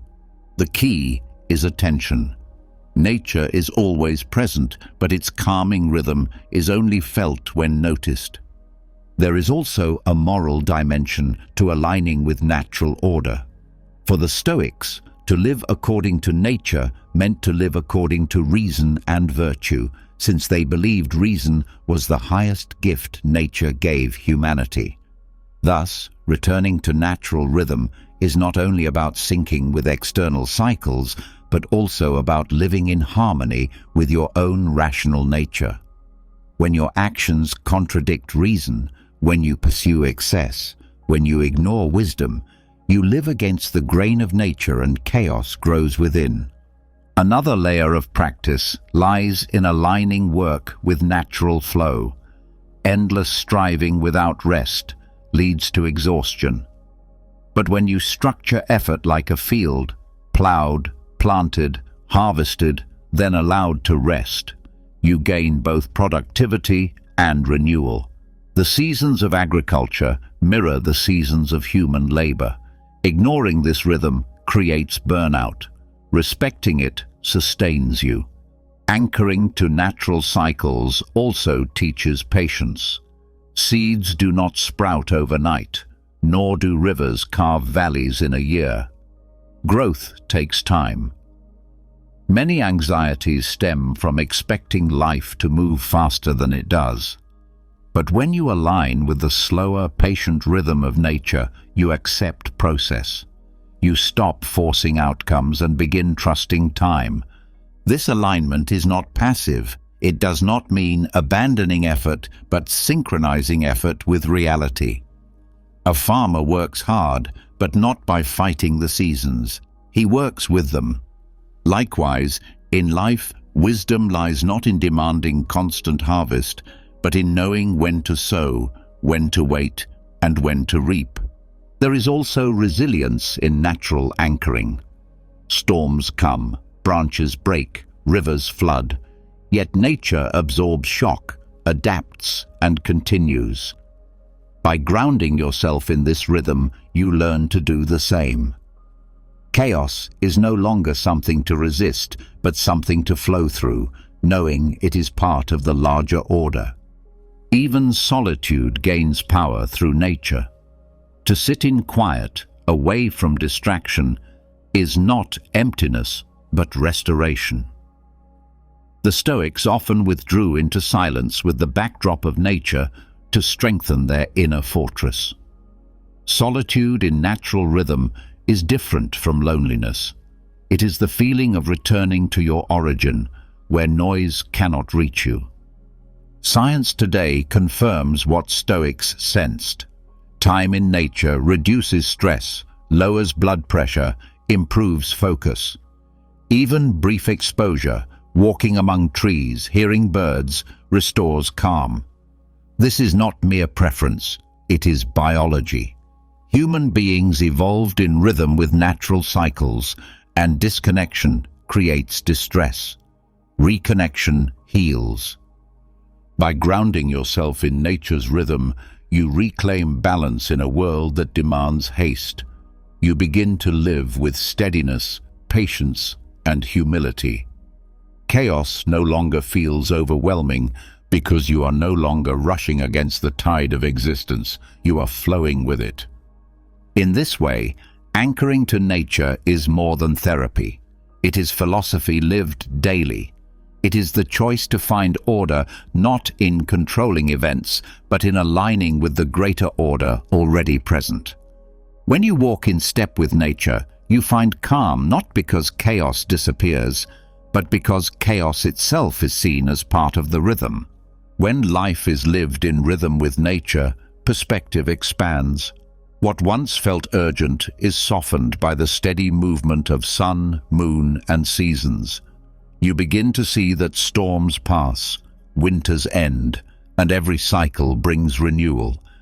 But even with this awareness, the mind has a tendency to exaggerate its troubles. A small delay feels catastrophic. A single harsh word feels like a crisis. A change in plans feels like the end of control. This distortion magnifies ordinary difficulties into unbearable burdens. The Stoics understood that much suffering does not come from events themselves, but from the importance we attach to them. The art, then, is to learn how to shrink what the mind inflates, to reduce the perceived weight of problems until they are light enough to carry. The human mind is skilled at creating catastrophe out of inconvenience. A late train becomes a ruined day. A critical comment becomes a permanent judgment. An unexpected bill becomes a life-ending disaster. In reality, these events are minor, but in the imagination they grow until they seem insurmountable. The Stoics trained themselves to cut these distortions down to size. They reminded themselves constantly, "This is smaller than it feels, and I am larger than I think." The practice of diminishing importance begins with naming the distortion. When faced with difficulty, ask, "What is the true scale of this problem? Will it matter in an hour, in a week, in a year?" Often, the honest answer is no. Seneca taught that we suffer more in imagination than in reality. By bringing the mind back to proportion, you dissolve half the burden instantly. This discipline also requires distinguishing inconvenience inconvenience and catastrophe. True catastrophe is rare: loss of life, deep illness, irreversible harm. Most of what we call catastrophe is delay, discomfort, or disappointment. The ability to call an inconvenience by its proper name prevents the mind from turning every difficulty into tragedy. Epictetus advised his students to examine every impression carefully, to strip away the exaggeration and see events as they truly are. Another technique is comparison. Place your difficulty beside greater challenges. A missed opportunity may sting, but compared to famine or exile, it is small.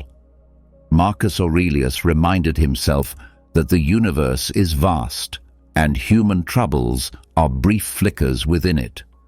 This perspective does not trivialize pain, but restores proportion. By comparing, you learn gratitude for what has not been lost and resilience for what has been. Diminishing importance also involves humor. To laugh at trouble is to shrink it instantly. Humor exposes the absurdity of many of our exaggerated fears. A long line, a broken appliance, a rude stranger, these are easier to bear when treated as comedy rather than calamity. The Stoics themselves used irony and wit as tools of philosophy, not to escape pain, but to reframe it. This practice does not mean denial. You do not pretend problems do not exist.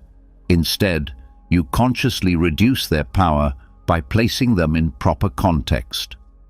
A stone in your shoe hurts, but it is not the collapse of the world. By practicing this shift daily, the mind becomes trained to see proportion naturally, without effort. Another way to train this discipline is to recall past hardships. Think of times when you were convinced the world was ending, an exam, a breakup, a failure. With time, those events now seem small, even laughable. This memory teaches that today's crisis will likely shrink in the same way. Time itself diminishes importance, but you can practice anticipating that perspective now instead of waiting years for it to arrive. There is also strength in language. The words you use shape perception. To say, "this is unbearable," makes it heavier. To say, "this is inconvenient," makes it lighter. The Stoics practiced careful use of words, stripping away dramatization. Replace disaster with setback, ruin with delay, catastrophe with difficulty. By altering words, you alter the weight of experience. The art of diminishing importance also trains emotional endurance. By treating difficulties as small, you build tolerance. What once triggered rage or despair becomes a simple test of patience. Over time, the threshold of what disturbs you rises. Minor insults, minor losses, minor failures lose their ability to shake you. This rising threshold is a form of strength, built not by eliminating problems, but by reducing their significance.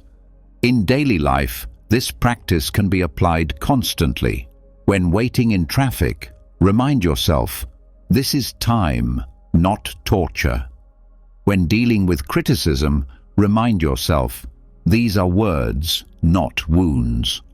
When facing rejection, remind yourself, this is one closed door among many. Each reframing shrinks the problem until it fits within your control. The Stoics also taught that many so-called catastrophes are simply unmet expectations. We expect smooth paths, and when life bends, we call it disaster. But by lowering expectation and expanding acceptance, importance shrinks. If you expect difficulty, the presence of it no longer feels catastrophic. It is simply part of the path. Modern psychology mirrors this wisdom in practices like cognitive reframing, where people are taught to reinterpret events in less catastrophic ways. Studies show that those who habitually reduce importance suffer less stress, recover faster from setbacks, and maintain steadier moods. What Stoics practiced as philosophy, science now confirms as resilience. Another benefit is freedom from manipulation. Many institutions, from politics to marketing, thrive on magnifying importance. They convince you that every event is urgent, every problem catastrophic. By practicing this Stoic art, you see through exaggeration. You recognize that not every alarm requires panic, not every demand deserves urgency. This protects your calm and your focus. Diminishing importance also nurtures gratitude. When you see a difficulty as small, you naturally turn attention to what is still intact. A missed train becomes less tragic when you notice the gift of time to read. A broken phone becomes less catastrophic when you realize you still have health, family, and freedom. By shrinking the weight of loss, you enlarge the value of what remains. This discipline prepares you for true hardship as well. By regularly shrinking minor troubles, you conserve emotional strength for real trials. If every inconvenience drains you, you will collapse under greater burdens. But if you practice lightening small weights, you preserve strength for heavier ones. This is how the mind becomes resilient, trained in proportion. The practice also reveals how often we attach importance to ego rather than reality. Insults feel catastrophic because pride is wounded. Failures feel unbearable because reputation is threatened. By diminishing importance, you weaken the grip of ego. You realize that reputation, wealth, and approval are not as heavy as the mind makes them. What matters is virtue, which remains untouched. This perspective does not eliminate effort. You still address problems, still work for solutions, but without panic. To treat an inconvenience as manageable does not mean ignoring it. It means handling it with calm instead of despair. Solutions come more easily when the mind is not overwhelmed by exaggerated importance. There is also liberation in learning to laugh at yourself. Much of what we call catastrophe comes from fear of embarrassment or failure. By treating these lightly, you shrink them instantly. What others see as humiliation can be reframed as experience. This lightness makes you untouchable because nothing small can weigh you down. In the end, the art of diminishing importance is about proportion, clarity, and perspective. Life will always bring difficulty, but most of it is smaller than it feels. By training the mind to shrink problems, you release energy for what truly matters. You walk lighter, freer, calmer. When practiced daily, this discipline becomes second nature. You no longer panic at every turn. You respond with steadiness. Catastrophes become inconveniences. Inconveniences become nothing. And what once crushed you becomes material for growth. This is not denial, but mastery, the ability to see life as it is, not as fear inflates it. And when others crumble under small troubles, you remain unshaken. Not because you suffer less, but because you have learned to measure suffering accurately. By refusing to let every challenge become a catastrophe, you create room for peace in the very heart of chaos. When you train the mind to shrink problems down to their true size, you gain a kind of inner lightness. Events that once felt like walls become small stones on the path. But the Stoics did not stop at reducing importance. They also practiced a radical shift of perspective, one that lifted them entirely out of the narrow focus of personal life. This was the practice they called the view from above, a way of seeing existence not through the eyes of the self alone, but through the lens of the cosmos itself. It was a discipline of stepping outside the tiny stage of individual concerns and seeing life in the scale of the universe. The mind is easily trapped in the small circle of its own concerns. A missed opportunity feels like the end of the world because the mind confuses personal loss with universal catastrophe. But when you rise above, when you expand vision beyond your small circle, you realize the storm is smaller than it seemed.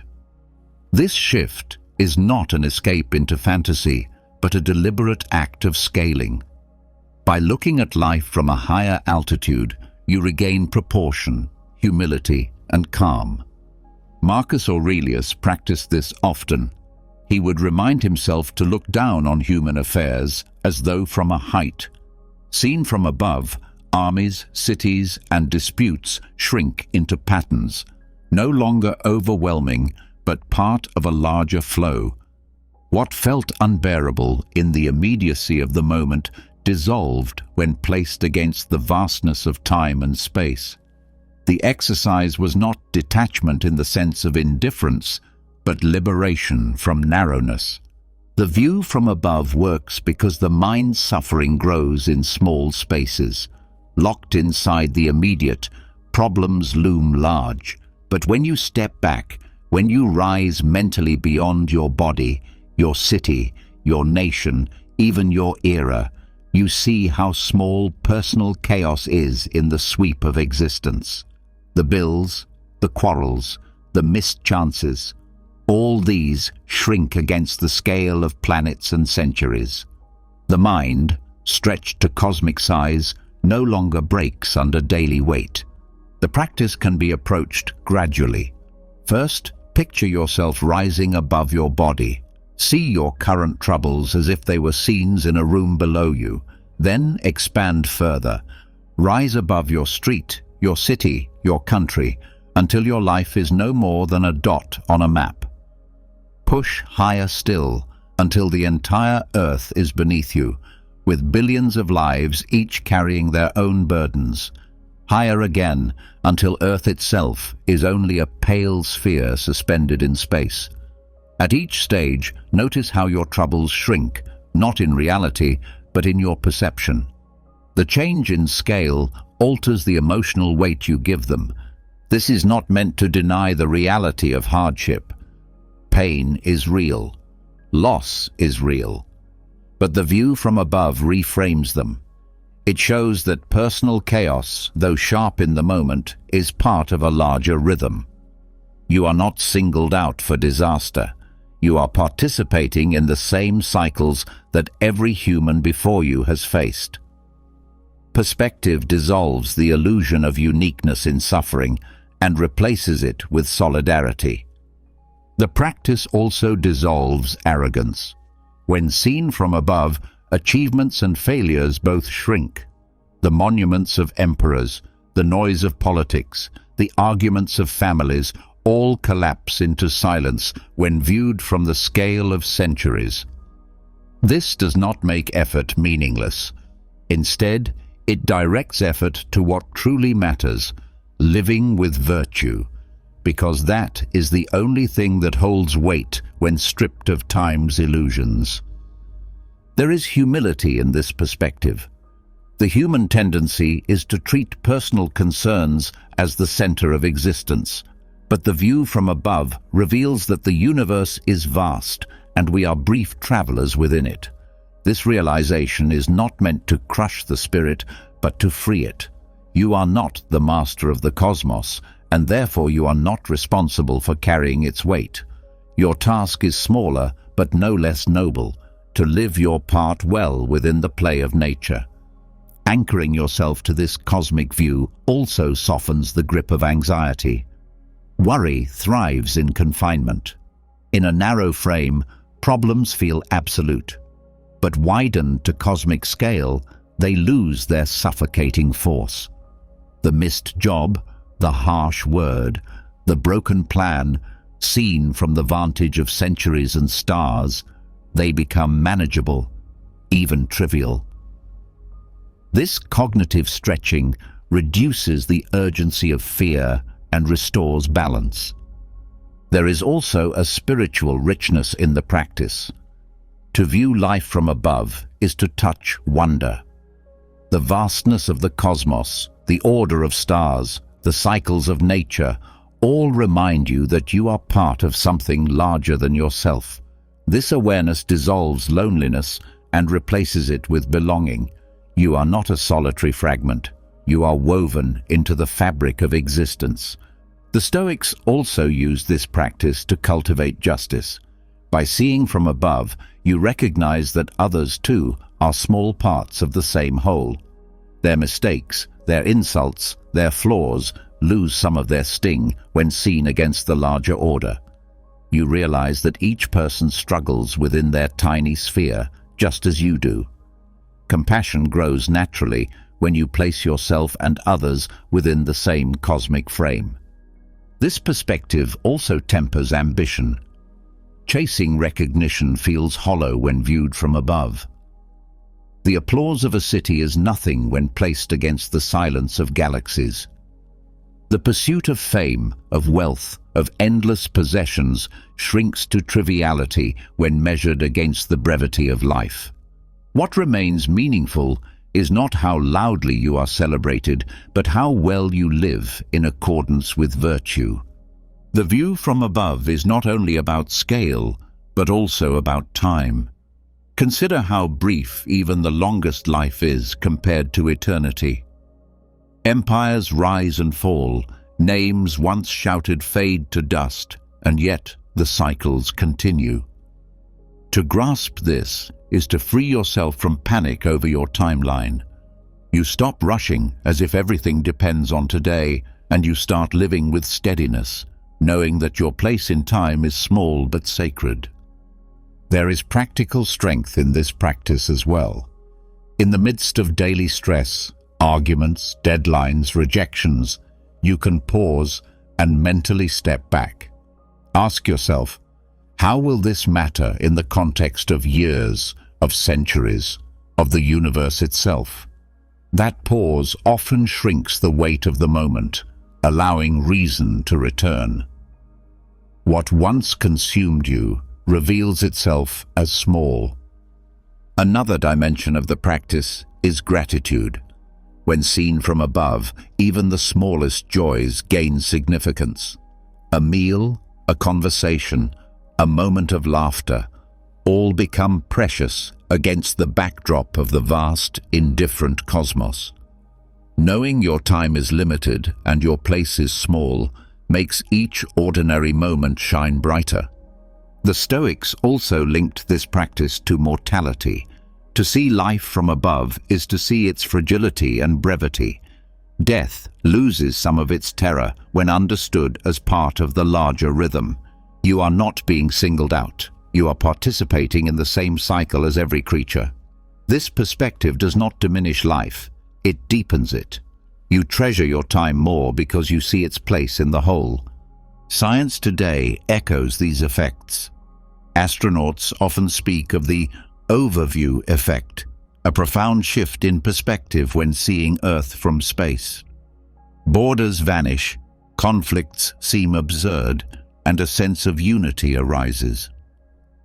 The Stoic view from above is an ancient version of the same insight, available not by rocket, but by disciplined imagination. This exercise can be integrated into daily reflection. Begin by catching yourself in moments of agitation. Step back mentally. Rise higher in perspective until the event shrinks.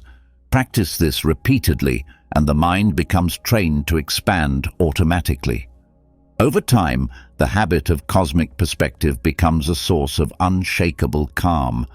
The power of this discipline lies in its ability to dissolve false magnitude. Problems that once towered over you are cut down to size by the scale of the universe. Ambitions that once enslaved you lose their glamour when seen against eternity. The mind, freed from narrowness, gains a balance that chaos cannot shake. When this perspective becomes part of you, others will notice your calm. They will wonder how you stay composed when storms rise. The truth is that you are not trapped within the storm. You have stepped above it. From that height, you see not just chaos, but order, not just loss, but belonging, not just fear, but perspective. This is the essence of the Stoic view from above, the deliberate act of lifting the mind to cosmic scale so that personal chaos dissolves into proportion. It is a reminder that you are both small and significant, brief yet part of eternity, fragile yet capable of virtue. By practicing this shift, you find peace not because the world changes, but because you have learned to see it from the height where calm always resides. When the mind learns to rise above daily noise and view life against the vast backdrop of the cosmos, personal troubles lose their exaggerated weight. Yet there remains an even sharper tool for cutting away false importance, the awareness that your time is limited. Nothing brings priorities into focus more clearly than remembering that every day could be your last. The Stoics called this memento mori, a reminder of death not meant to paralyze but to awaken. To live as if already dead is not despair but freedom. It strips away hesitation, it silences trivial anxieties, and it teaches you to spend your time with precision rather than waste. The fear of death haunts many, though most rarely confront it directly. Instead, they push it aside, live as if endless days are guaranteed, and scatter their attention across distractions. But the one who trains the mind on mortality does not run from it. They meet it head-on and transform it into a guide. When you accept that your time is finite, every moment gains value. What once felt ordinary becomes urgent with meaning, and what once consumed energy, petty worries, shallow disputes, meaningless ambitions, loses appeal. Seneca wrote that it is not that life is short, but that much of it is wasted. He warned that people guard their money with great care, yet squander their time as if it were worthless. To To live as if already dead means recognizing that time is your most precious possession, far greater than wealth or recognition. Death may not arrive today, but the possibility that it could should shape how you choose to spend today. This practice is not about dwelling in gloom, it is about clarity. When you remember mortality, priorities sharpen.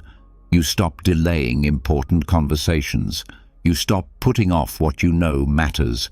You stop sacrificing meaning for distraction. Death reminds you that you do not own endless tomorrows, and that the only time truly yours is the present. One of the deepest freedoms this awareness brings is the elimination of trivial anxieties. Many fears dissolve when held against the certainty of death. Embarrassment, rejection, reputation, these lose their grip when you remind yourself that all will fade. The harsh judgment of others is temporary, but so is their praise. Why then live enslaved to opinions that will not outlast even the century? Mortality strips away illusion, leaving only what is essential. Living as if already dead also reshapes ambition. Endless accumulation of wealth or fame loses its glamour when viewed through the lens of death. What matters is not how loudly you are remembered, but how honestly you lived. To measure your success by virtue rather than trophies is the Stoic way of aligning ambition with mortality. The grave levels emperors and peasants alike. Only character distinguishes one life from another. Another benefit of this practice is courage. Many choices are avoided out of fear of failure, of loss, of judgment. But death places all these fears in perspective. If you are already mortal, what greater risk remains? The courage to act comes naturally when you remember that hesitation does not preserve life, but only wastes it. Better to fail honestly in action than to succeed in nothing through endless delay. This mindset also reshapes relationships. When you remember that those around you too are mortal, you treat them with greater tenderness. Harsh words lose appeal when you realize they could be the last exchanged. Small kindnesses grow in importance when you recognize how brief your time together may be. Death makes every connection urgent with meaning, stripping away neglect and replacing it with presence. Memento Mori also teaches acceptance. Many resist the idea of death, clinging to denial and creating anxiety by pretending it can be avoided. But by facing it directly, you release fear's grip. Acceptance does not remove sadness, but it removes surprise. You live prepared, and in that preparation, you live more freely. Epictetus reminded his students to kiss their loved ones while silently acknowledging, "You may not return." Far from morbid, this made affection deeper and gratitude richer. To live as if already dead also means to live without debt to the future. Many people postpone life, telling themselves they will start living after retirement, after success, after stability. But death exposes this illusion. If you were already dead, tomorrow would not be yours. Therefore, living fully today is not indulgence, it is wisdom. There is discipline in using mortality as a filter. When faced with decisions, ask, "If I were to die tomorrow, would this still matter?" If the answer is no, release it. This filter removes trivial pursuits and focuses attention on what carries weight, acts of virtue, bonds of love, and the pursuit of wisdom. Modern psychology affirms this Stoic principle. Research on terror management theory shows that awareness of death can cause anxiety if avoided, but when embraced, it leads to deeper purpose, stronger values, and greater gratitude. People who reflect on mortality often live with clearer goals and less attachment to material distractions. Practicing memento. Mori does not require dramatic gestures. It begins with small reminders. Reflect daily that this sunrise may be your last. This conversation may not return. This task may be your final act. These reminders are not meant to depress, but to ignite urgency. Every repetition strengthens the habit of prioritizing meaning over noise. This practice also fosters forgiveness. Grudges lose power when viewed in the light of mortality. If both you and your opponent are brief travelers toward the same end, why waste precious time in bitterness? To release anger is not to excuse harm, but to reclaim time from the grip of resentment. Death makes reconciliation urgent, because tomorrow is not promised. Living as if already dead also deepens gratitude for simple things.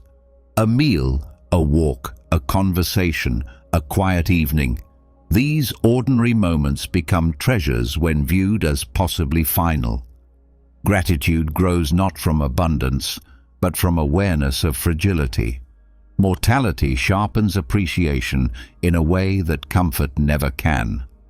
Another effect of this practice is the strengthening of discipline. When you treat each day as your last, indulgence loses its seduction. Overeating, overdrinking, wasting hours in distraction, these become less appealing when measured against the reality that time is precious.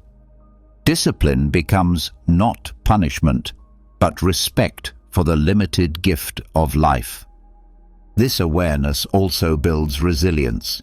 If you live prepared for death, lesser hardships cannot overwhelm you. Loss of wealth, of comfort, of approval, all are small when compared to the inevitability of mortality. When the greatest fear is embraced, lesser fears dissolve. This resilience is not coldness, but strength rooted in perspective. Memento mori also connects you to humanity as a whole. Every person shares the same fate, regardless of power, wealth, or status. Death erases the illusions of hierarchy, reminding you that all are equal in nature. This recognition can dissolve envy and pride, cultivating humility and compassion. The practice can be woven into daily journaling. At the end of the day, reflect. If this had been my last, did I spend it wisely? If not, what would I change? These reflections sharpen tomorrow's choices. Over time, the habit of living as if already dead produces a life filled not with fear, but with clarity. In turbulent times, when chaos makes people cling harder to control, the Stoic reminder of mortality provides calm. If death itself cannot be avoided, then lesser storms lose their power to terrify. You meet them with perspective. They may shake comfort, but they cannot steal the acceptance you have already made. To live as if already dead is to live with urgency, clarity, and freedom. You stop scattering your time and begin spending it with care. You stop fearing opinions and begin acting with honesty. You stop postponing meaning and begin embracing it now. Death, once seen as an enemy, becomes a guide pointing to what matters most. When this awareness becomes part of you, anxiety fades. You no longer tremble at small losses or shallow fears. You live with eyes open, aware that the clock is always ticking and that truth makes every moment precious. Memento mori is not a shadow but a light, showing the path to a life free of trivial worries and full of deliberate purpose. When the mind learns to live with the awareness of death, time itself becomes sharper, cleaner, more urgent. Memento mori strips away illusions of endless tomorrows and forces you to see the value of today. But there is a related exercise that goes further, one that digs deeper into your attachments and exposes the roots of anxiety, the practice of negative visualization. Instead of only remembering that you will die, You deliberately ask what it would mean to lose the things and people you hold most dear. Far from making life darker, this discipline fills it with gratitude and calm, because by rehearsing loss, you awaken to the value of what remains. Most people avoid these thoughts, fearing they are too painful. Yet the Stoics insisted this practice was essential. Seneca, Epictetus, and Marcus Aurelius all spoke of meditating on potential loss as a way to prepare the mind. The purpose was never to torment, but to strengthen. If you rehearse hardship in thought, you are less broken when it arrives in reality.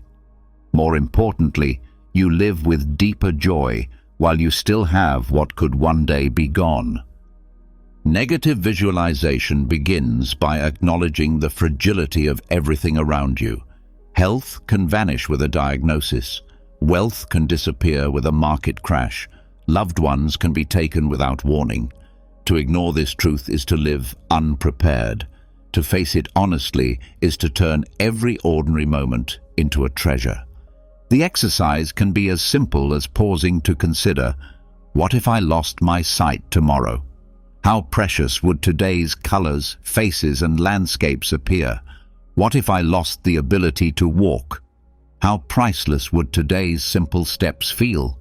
What if this meal, this conversation, this evening was the last? Suddenly, ordinary moments are charged with meaning. Gratitude becomes not an abstract virtue, but a lived experience. This practice also dismantles entitlement. Much suffering arises from the belief that we deserve what we have forever. Negative visualization corrects this illusion. Nothing is guaranteed, and nothing is owed. By recognizing this, you stop demanding permanence and start appreciating presence. Entitlement is replaced with gratitude, and gratitude is the soil of peace. There is also resilience in this practice. When loss eventually comes, as it always does, you are not destroyed by shock. You grieve, yes, but you do not collapse, because you have rehearsed the possibility in thought. Epictetus taught that when you kiss your child or friend, remind yourself they are mortal, that they could be gone tomorrow.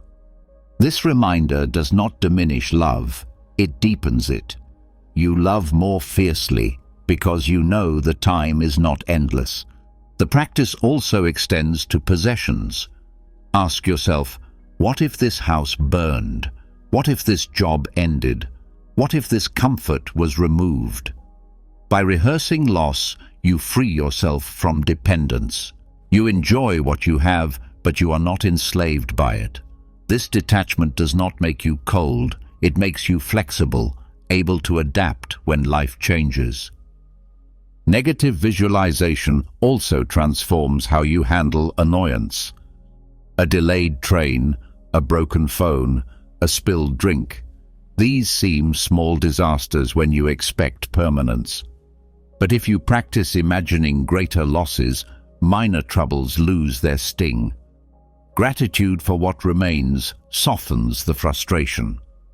The broken phone matters less when you remember that you still have your health, your breath, your life. This discipline is a form of mental vaccination. Just as a small dose of a virus prepares the body for greater exposure, rehearsing small losses prepares the mind for real ones. You build tolerance to grief in controlled doses, so that when true grief comes, you are steadier. This preparation does not remove pain, but prevents collapse. Negative visualization also clears priorities. When you rehearse losing what you take for granted, you discover what truly matters. Arguments seem less urgent, grudges less worthy, distractions less appealing. You focus on nurturing what could one day vanish: love, friendship, kindness, wisdom. Trivial pursuits fade in the shadow of potential loss. Another dimension of the practice is its ability to dissolve fear of the future. Many anxieties come from dread of possible loss. By deliberately confronting these losses in thought, you strip them of terror. You stop hiding from possibilities and meet them directly. Fear shrinks when faced head-on. This practice is also tied to gratitude in the present. When you imagine the absence of something, its presence glows brighter. Food tastes richer when you picture hunger. A hug feels deeper when you reflect on separation. Even ordinary days feel extraordinary when you remember they could end at any time. The Stoics knew that luxury dulls appreciation. The more abundance you have, the more you take for granted. Negative visualization restores appreciation by stripping away the illusion of permanence. It turns every meal into a feast, every friendship into a miracle, every breath into a gift. In daily practice, this can be integrated quietly. As you drink water, reflect that many do not have it. As you walk, recall that one day you may not. As you sit with a friend, remind yourself this moment is finite. These reflections deepen gratitude without needing dramatic gestures. Modern psychology again affirms this wisdom. Research shows that people who reflect on impermanence report greater happiness and less anxiety. Far from making life bleak, these reminders heighten joy. By imagining absence, presence becomes sweeter. This discipline also prevents greed. When you rehearse losing what you already have, you stop chasing endlessly for more. You realize abundance is not in adding possessions, but in appreciating the ones already present. Contentment grows not from gain, but from awareness of fragility. There is also humility in this exercise. By reflecting on loss, you accept that you are not exempt from life's cycles. Others lose health, wealth, loved ones, and so will you. This shared vulnerability dissolves arrogance and builds compassion. You see yourself in others' grief and them in yours. Another strength of the practice is its ability to calm anger. When someone provokes you, reflect. If they were gone tomorrow, would this anger matter? Almost always, the answer is no. This awareness shortens grudges and replaces rage with patience. Death and loss shrink the importance of petty conflicts. Negative visualization can also improve discipline. When you picture losing your health, the urge to squander it through excess weakens. When you reflect on the fragility of life, wasting time on trivial pursuits feels foolish. The practice sharpens choices, reminding you that every action spends part of your limited existence. This exercise also trains presence. When you picture losing a moment, you engage with it fully while it exists. You stop dividing attention, stop rushing, stop living half-heartedly. You give yourself completely to the now because you know it may not return. In turbulent times, negative visualization acts as an anchor. When chaos surrounds you, reflecting on impermanence helps you separate true loss from exaggerated inconvenience. It keeps you calm by reminding you that even loss itself is part of life's rhythm, not a violation of it. To live this practice deeply is to walk through life awake. Awake to the gift of breath, awake to the gift of connection, awake to the truth of fragility. Each day becomes sharper, not because it is free of pain, but because it is filled with meaning. By harnessing, "What if I lost this?" you transform fear into gratitude and anxiety into calm. You stop clinging desperately and begin cherishing freely.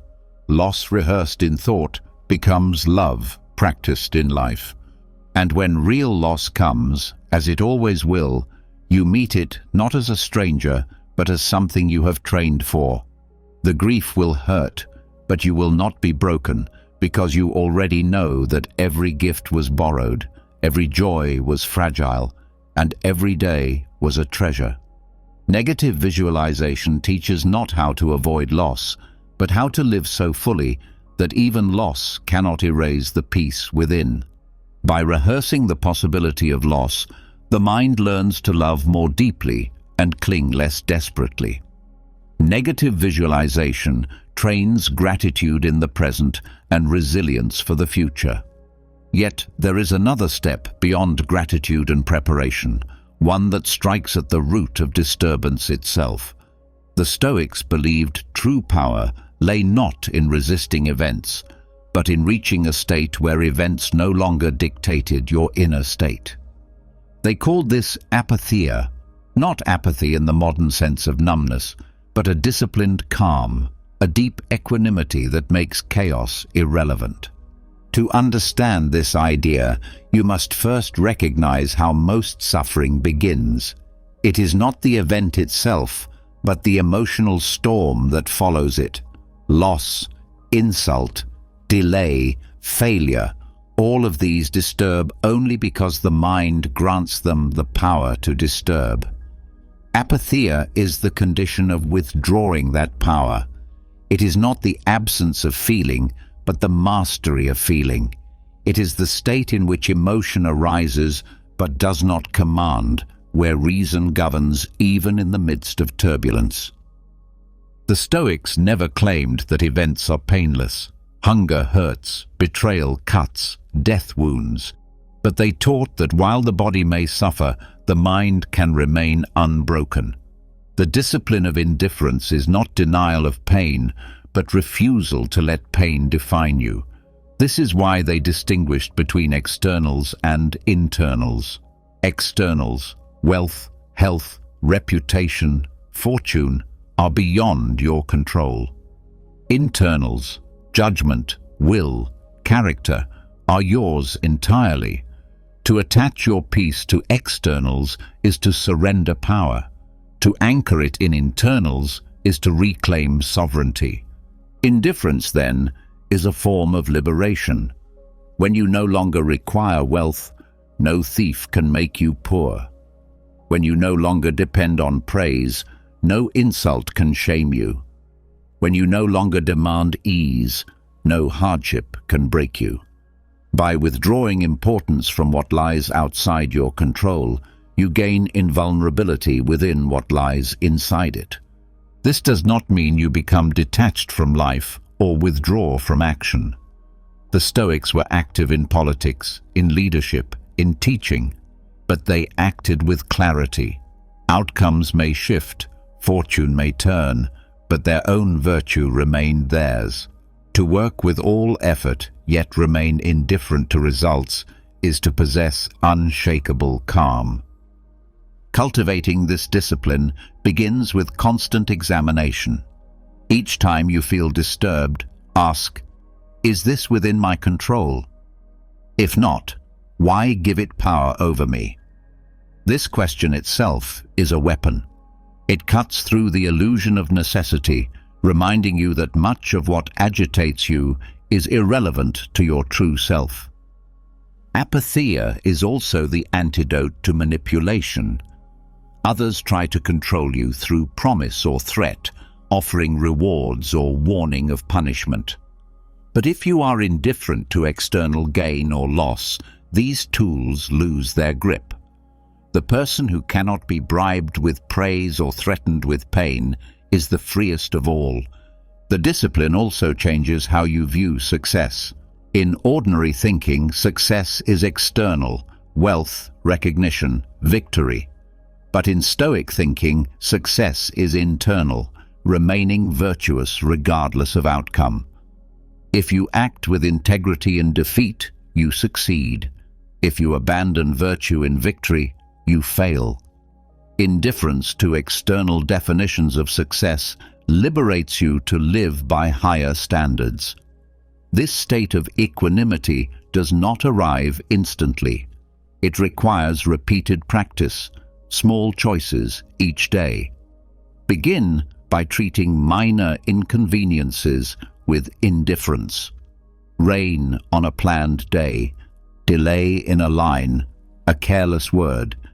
These become exercises in apatheia. Each time you refuse to be shaken, you strengthen the muscle of equanimity. With practice, larger storms meet the same calm. Indifference also requires clarity about value. The Stoics divided things into good, bad, and indifferent. Virtue alone is good, vice alone is bad, everything else indifferent. Health, wealth, comfort, reputation, all are preferred but not essential. Illness, poverty, discomfort, disgrace, all are dispreferred but not destructive. By holding to this framework, you prevent externals from dominating judgment. There is subtlety here. To call something indifferent does not mean it is meaningless. Health is better than illness, wealth more useful than poverty, but neither defines your worth. Their presence or absence changes circumstance, not character. Apatheia is the art of remembering this distinction at all times. The power of this discipline shines most in crisis. When fortune collapses, those attached to externals collapse with it. But the one anchored in apatheia remains upright, because what truly matters was never lost. Marcus Aurelius, surrounded by plague, betrayal, and war, wrote of the inner citadel, a fortress of calm no chaos could breach. That fortress was built on indifference to all that lay beyond his control. Modern psychology reflects this in the concept of acceptance-based therapies, where peace is found not in fighting reality, but in choosing response. Research shows that those who accept events without clinging or resisting suffer less stress, recover faster, and remain more resilient. The Stoic version, however, goes further. It trains not just acceptance, but equanimity, a positive calm in the face of turbulence. Indifference also reshapes relationships.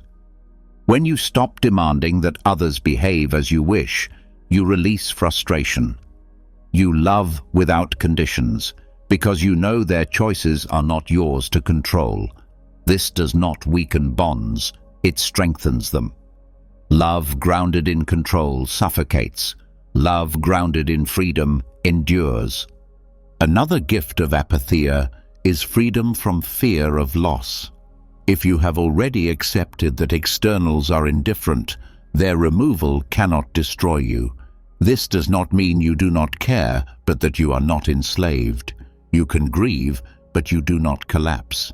You can lose, but you remain yourself. The discipline also prevents vanity. Praise and blame lose their chains when you are indifferent to reputation. You act for virtue, not for approval. This steadiness allows you to live honestly, unshaken by shifting opinion. Indifference, paradoxically, increases effectiveness. When you are not anxious about outcomes, you act with greater clarity.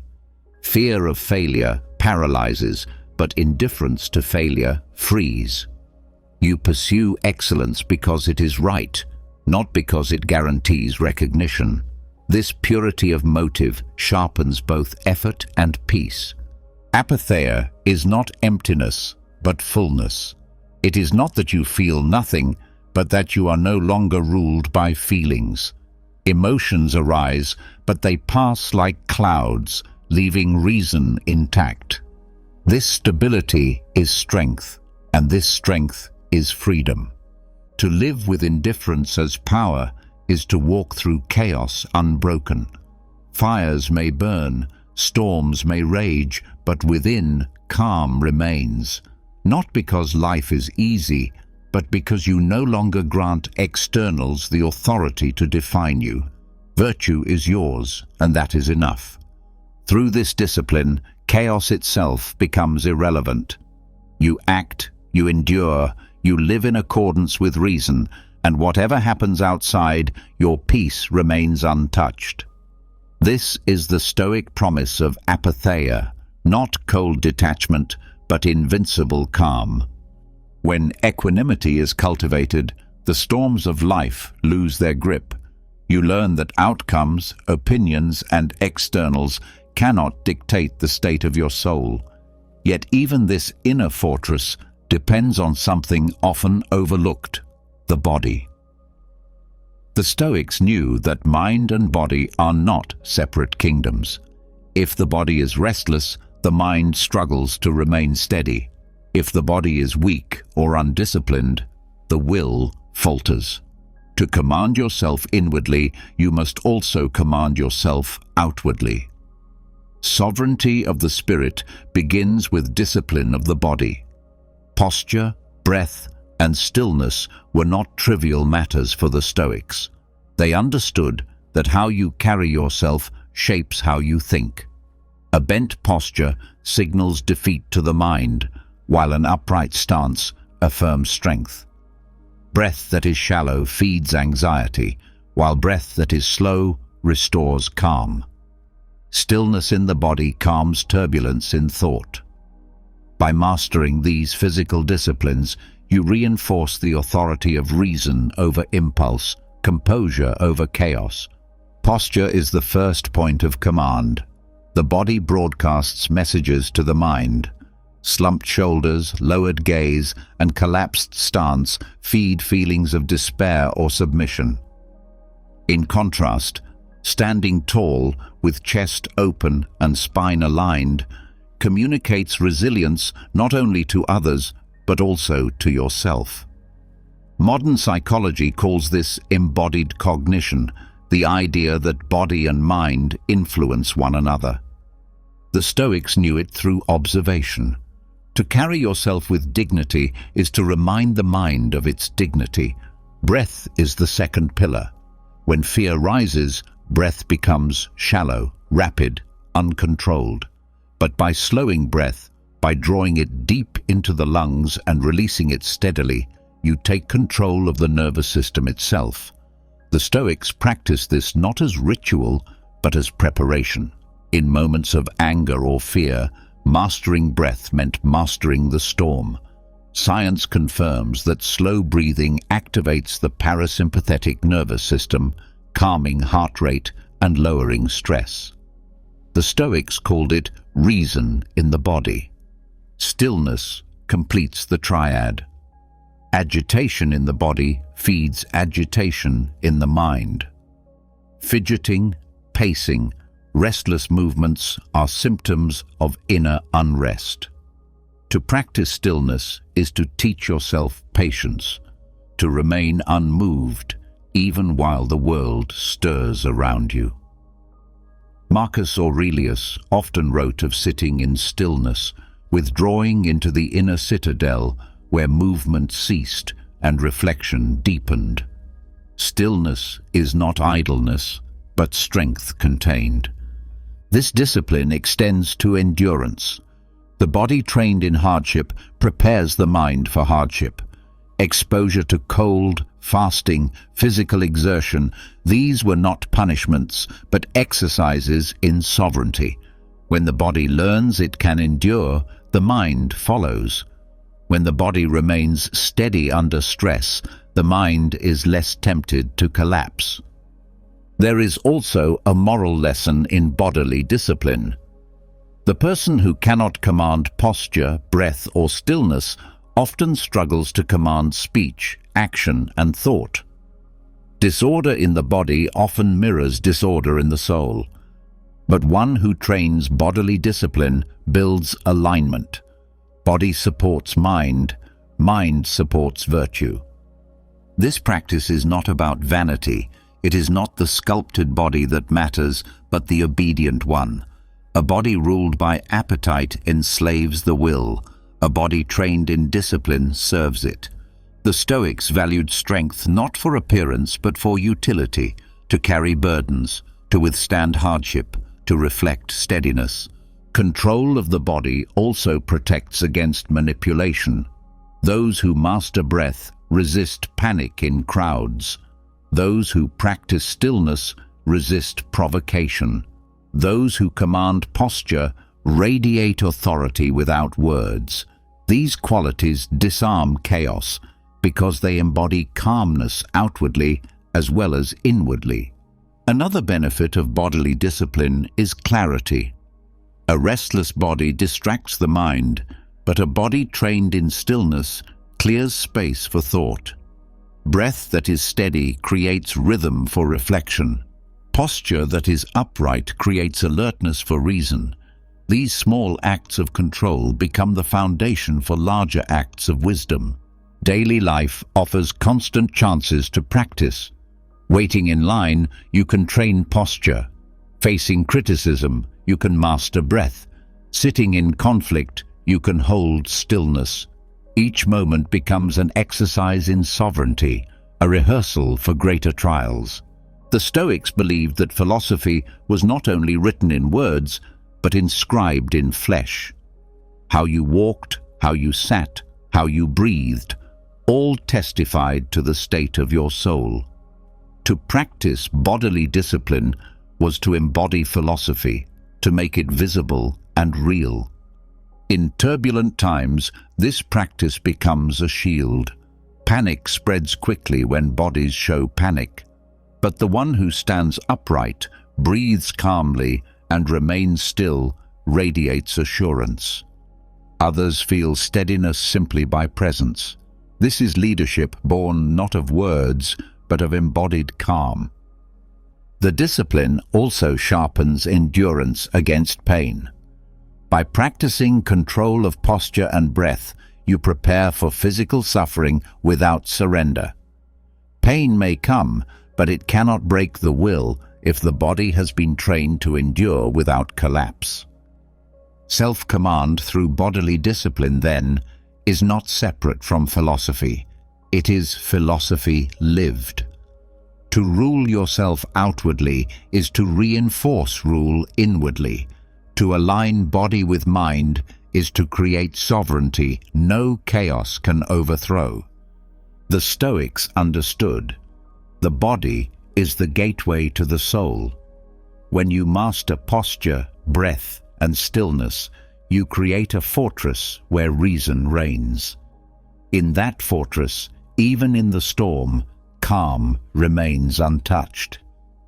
When you learn to command your body through posture, breath, and stillness, you build a fortress of inner sovereignty. The body ceases to betray the mind and instead supports its calm authority. Yet sovereignty is not maintained in isolation. Even the strongest discipline can be eroded if the company you keep pulls you toward disorder. The Stoics knew that just as food shapes the body, companionship shapes the soul. To live with calm in a chaotic world, you must practice selective association, carefully choosing who has access to your attention and influence over your spirit. The truth is that people are contagious. Moods spread, habits spread, even anxieties spread. Spend time among the restless, and you will feel restless. Stay too long with the envious, and you will find envy stirring within. Walk with the calm, and you will inherit calm. This is not weakness, but nature. Human beings absorb the character of those around them. The Stoics warned that no one is so strong as to be immune to corruption from bad company, and no one is so fragile as to miss the benefits of good company. Selective association is therefore not arrogance, but necessity. It means choosing companions with the same care you choose food. Just as you would not eat poison, you must not drink in the bitterness of the malicious, the recklessness of the impulsive, or the despair of the hopeless. To filter your associations is to filter the quality of your inner life. Seneca spoke often of avoiding those who waste time, because their habits will pull you into the same squandering. Time is your greatest wealth, and to spend it with people who have no respect for it is to let your life be stolen. Selective association requires vigilance over where your hours go and with whom. Each conversation either sharpens or dulls you, either lifts you or lowers you. This discipline also demands honesty about influence. Many deceive themselves into thinking they can associate with the vicious without being touched by vice, or spend endless hours with the frivolous without becoming frivolous.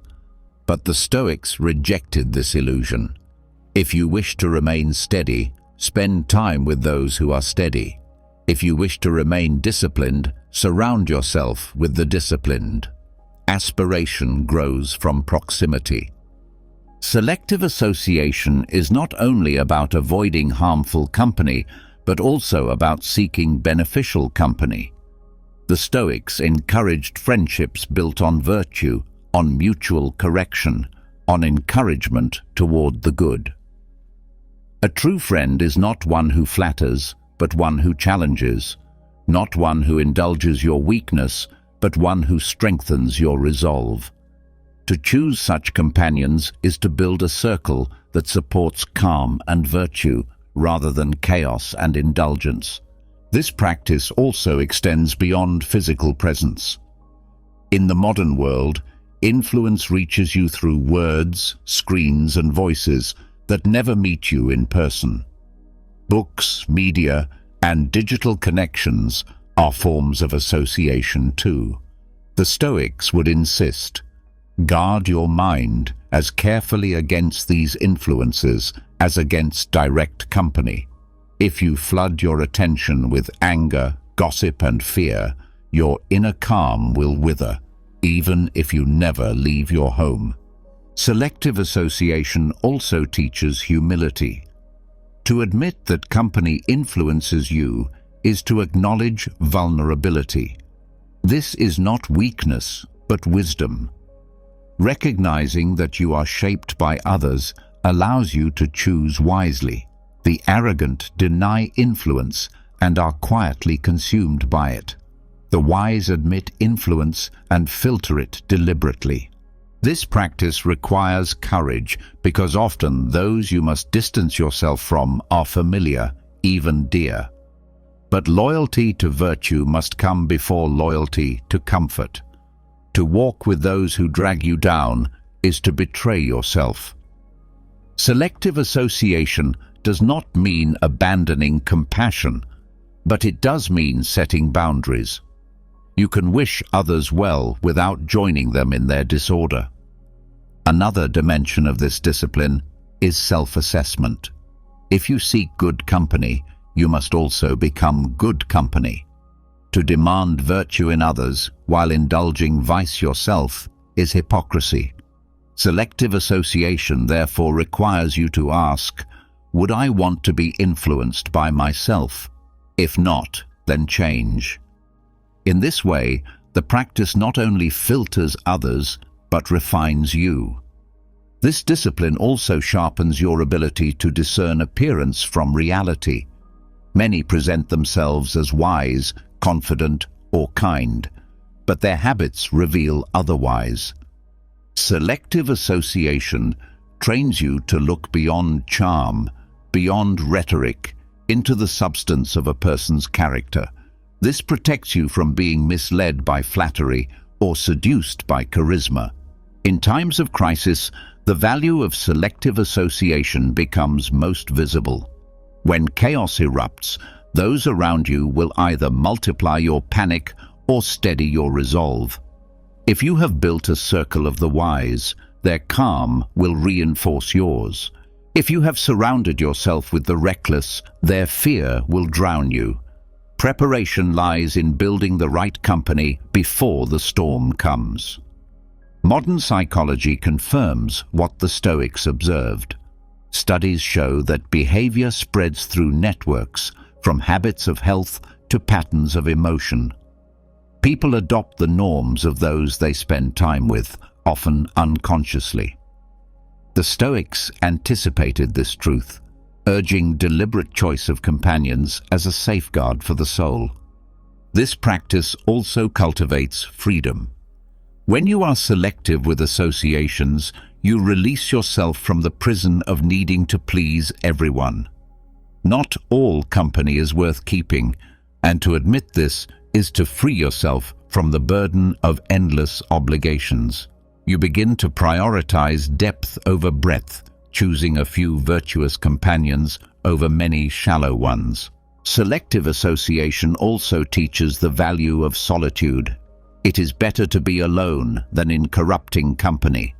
Solitude, when used for reflection, is not loneliness, but strength. It creates space for self-examination and guards against the erosion of character. The Stoics praised solitude as fertile ground for philosophy, provided it was chosen, not forced. This practice is not rigid exclusion, but wise curation. It does not mean shutting the world out, but knowing what influences are worth letting in.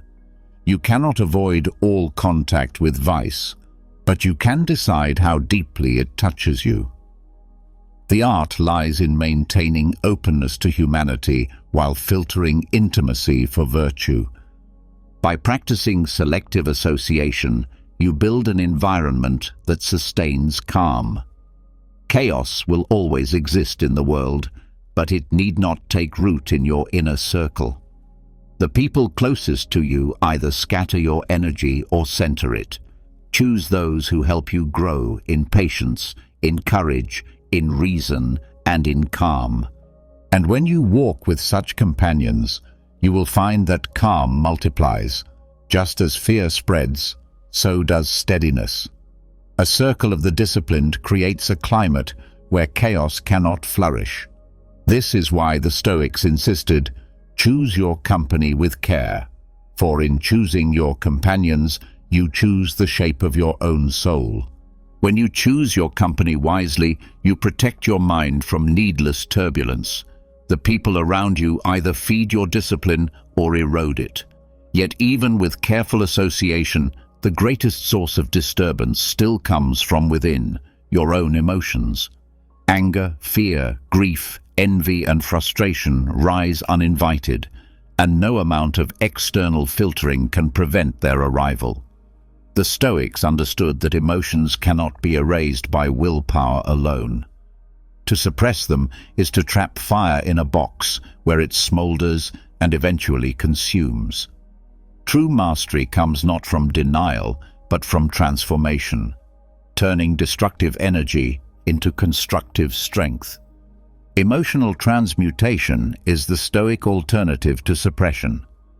Instead of pretending not to feel, you acknowledge emotion fully, examine it with reason, and redirect its force toward useful ends. This is not about being cold or detached, but about making emotions serve rather than enslave. Just as a skilled smith bends iron into tools, a disciplined mind bends raw feelings into instruments of virtue. Consider anger. Left unchecked, anger burns relationships, clouds judgment, and provokes regret. Suppressed, it festers into bitterness or explodes later in greater fury. But transmuted, anger becomes courage, a determination to act justly and firmly without cruelty. The energy of anger is not destroyed, it is refined. The Stoics taught that when insulted, instead of striking back, ask what lesson can be drawn. Use the heat of anger not for revenge, but for sharpening patience, for reinforcing restraint, or for fueling resolve to improve yourself. Fear operates in a similar way. Suppression of fear produces denial, and denial leaves you unprepared. Indulgence in fear produces paralysis, but transmutation turns fear into foresight. The same imagination that magnifies danger can be redirected into preparation. Epictetus advised that fear should remind you to examine what lies within your control and what does not. The energy of fear can then be used to strengthen readiness, to rehearse responses, and to deepen resilience. Instead of running from fear, you let it guide you toward vigilance and clarity. Grief is one of the hardest emotions to face. Suppressed, it poisons the heart. Indulged, it becomes endless despair.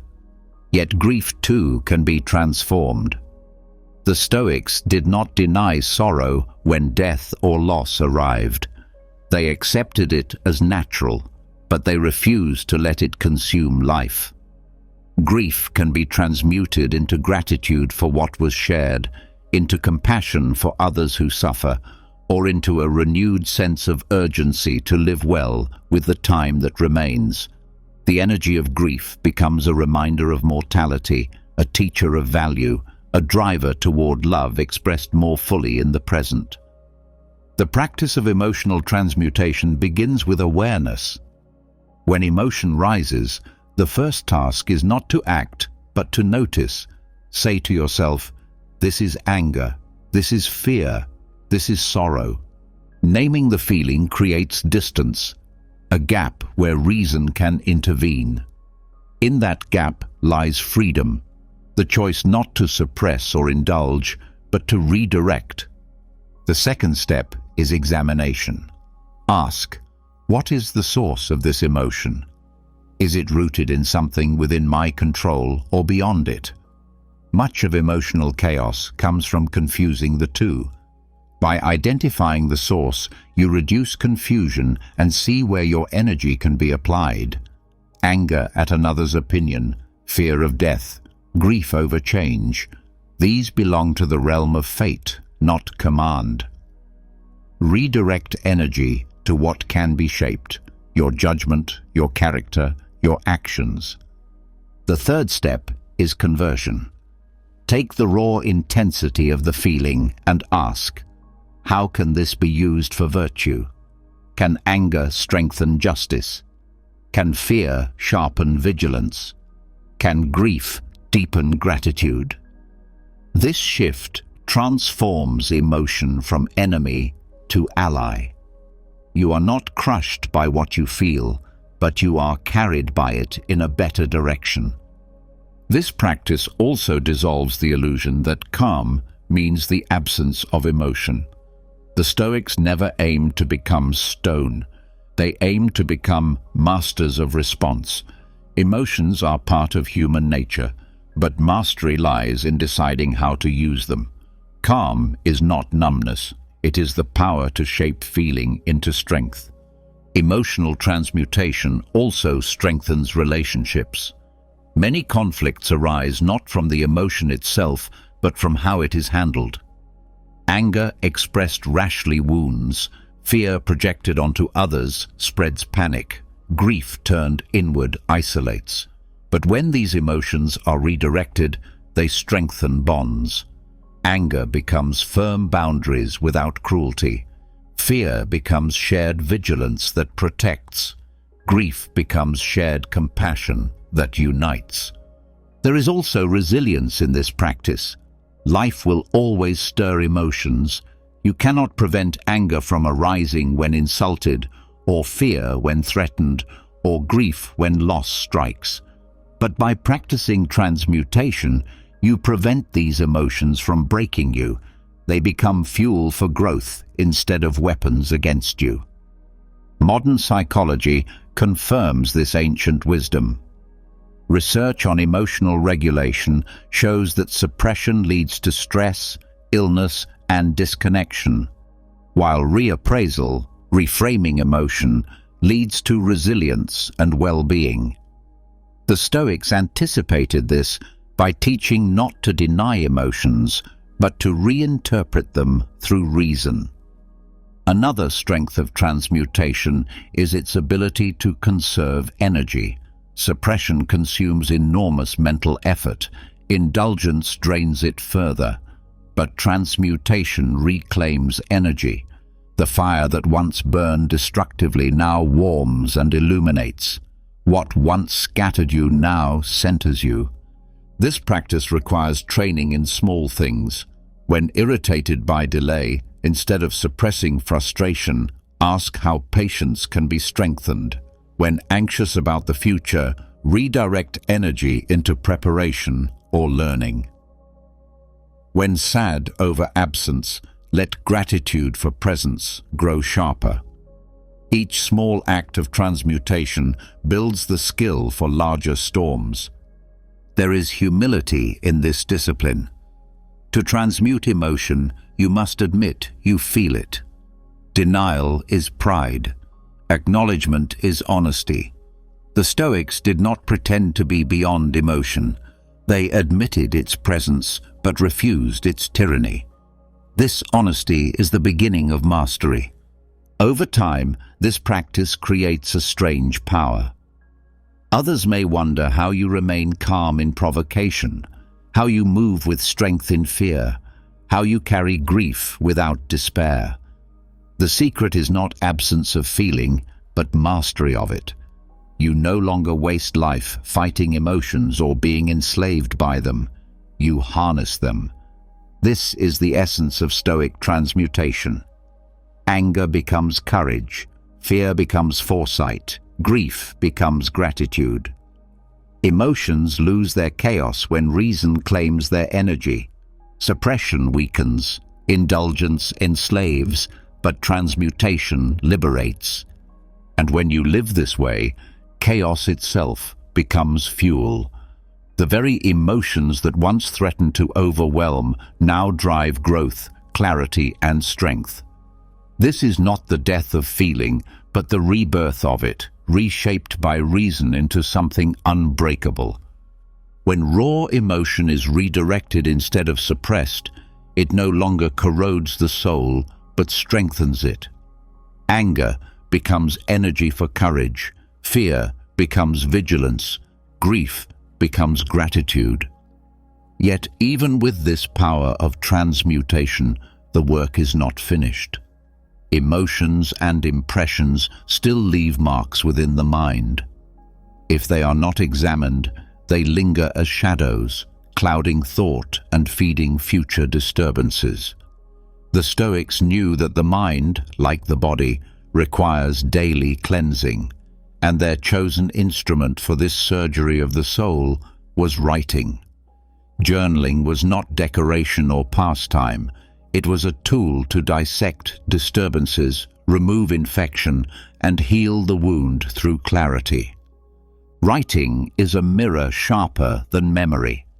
Thoughts swirl when kept inside, but when placed on the page, they reveal their true shape. A worry that feels immense in the mind often shrinks when described in words. An insult that seemed unbearable shows itself as trivial when written down. By recording disturbances, you strip them of vagueness. Writing transforms emotion from a storm into a subject for study. Marcus Aurelius left behind his meditations, which were never written for an audience, but as exercises in personal correction. On those pages, he confronted his anger, his fears, his weariness, his temptations. He argued with himself, reminded himself of principles, and carved away illusions. Each entry was a scalpel cutting through confusion, leaving behind a clearer, stronger mind. What survives today is not polished philosophy, but a record of daily surgery. Journaling as Stoic practice has several functions. The first is diagnosis. By writing, you identify what truly disturbed you. Was it the insult itself, or your pride attached to it? Was it the loss itself, or the expectation that it should not happen? The act of writing separates event from interpretation, helping you see where the real wound lies. Diagnosis is the first step of healing. The second function is correction. Once you see the thought clearly, you can challenge it. You can remind yourself of Stoic principles, that externals are not yours, that virtue is the only good, that time is fleeting. Writing these reminders reinforces them, carving them deeper into memory. Each correction is like stitching the wound, closing it with reason. The third function is preparation. By recording disturbances, you also anticipate their return. If you notice that certain insults trigger anger, you can prepare responses for next time.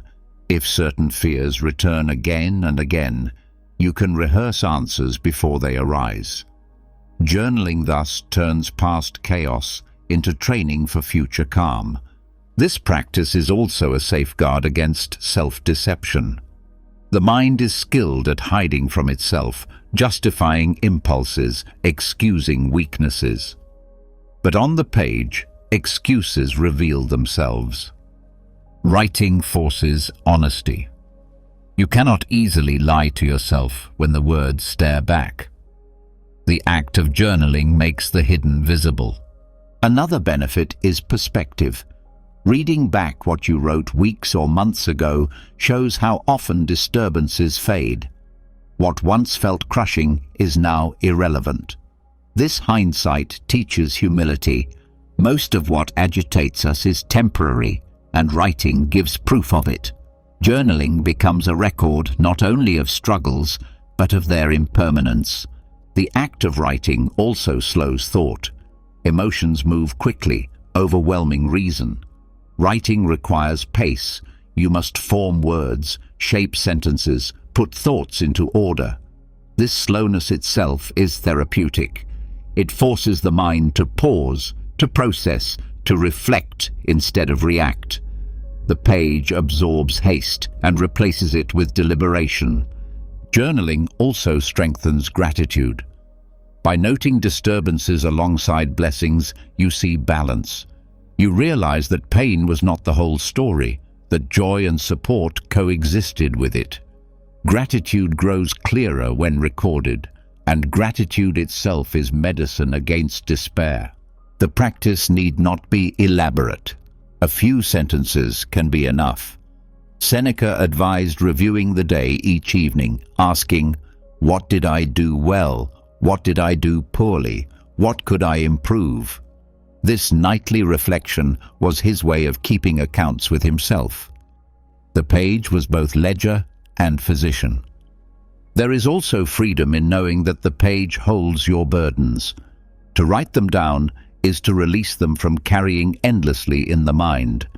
The act itself is cathartic, a cleansing of excess weight. The page becomes a confidant that asks nothing in return, that absorbs without judgment. Modern psychology echoes these truths. Studies show that expressive writing reduces stress, improves resilience, and strengthens mental health. Writing helps people reframe trauma, organize thoughts, and process emotions. The Stoics intuited this long before science confirmed it. Journaling is also a teacher of humility. When you see your struggles written, you recognize patterns. The same pride, the same fears, the same angers appear repeatedly. This humbles you, reminding you that philosophy is not mastered once, but practiced daily. The page keeps you honest about progress and relapse. The discipline also cultivates solitude. To write is to step away from noise, to listen inwardly. This solitude is not isolation, but communion with reason. Journaling becomes a daily retreat where you sharpen the tools of thought before re-entering the world. Another strength of journaling is its ability to clarify values. By examining disturbances, you learn what you truly care about. If insult agitates you, perhaps you value reputation too much. If loss crushes you, perhaps you cling too tightly to possessions.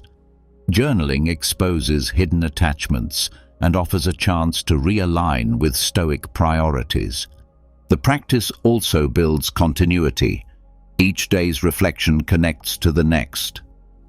Over time, a journal becomes a map of your journey, a record of battles fought and lessons learned. This continuity reinforces discipline, reminding you that growth is a process, not an instant victory.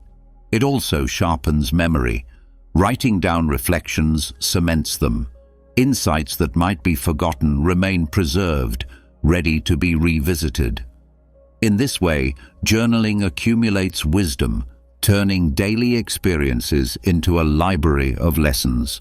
Journaling is not only about recording past events, but also about shaping future intention. By writing what you hope to embody tomorrow, patience, courage, calm, you set the mind toward it. The page becomes both record and guide, both mirror and compass. In turbulent times, journaling offers stability. When chaos surrounds, the page remains steady. You can pour confusion onto it, and in return, it gives clarity. Writing becomes an anchor, keeping reason grounded when the world shakes. To the Stoics, journaling was not luxury, but necessity. Without daily correction, the mind drifts. Without examination, illusions grow. Without honesty, pride festers. The page is the scalpel, the mirror, the physician, the teacher. Writing is not about eloquence, but about healing. Through this discipline, disturbances become lessons, wounds become wisdom, chaos becomes order. Journaling is surgery for the soul, performed daily, quietly, effectively. And through this continual practice, the mind is strengthened, clarified, and restored to calm. When the habit of journaling becomes part of your daily discipline, disturbances lose their power to linger. Writing strips them of vagueness, turns them into lessons, and reminds you that what feels heavy today often looks small tomorrow. Yet this act of perspective leads naturally to a deeper truth, one that the Stoics return to again and again.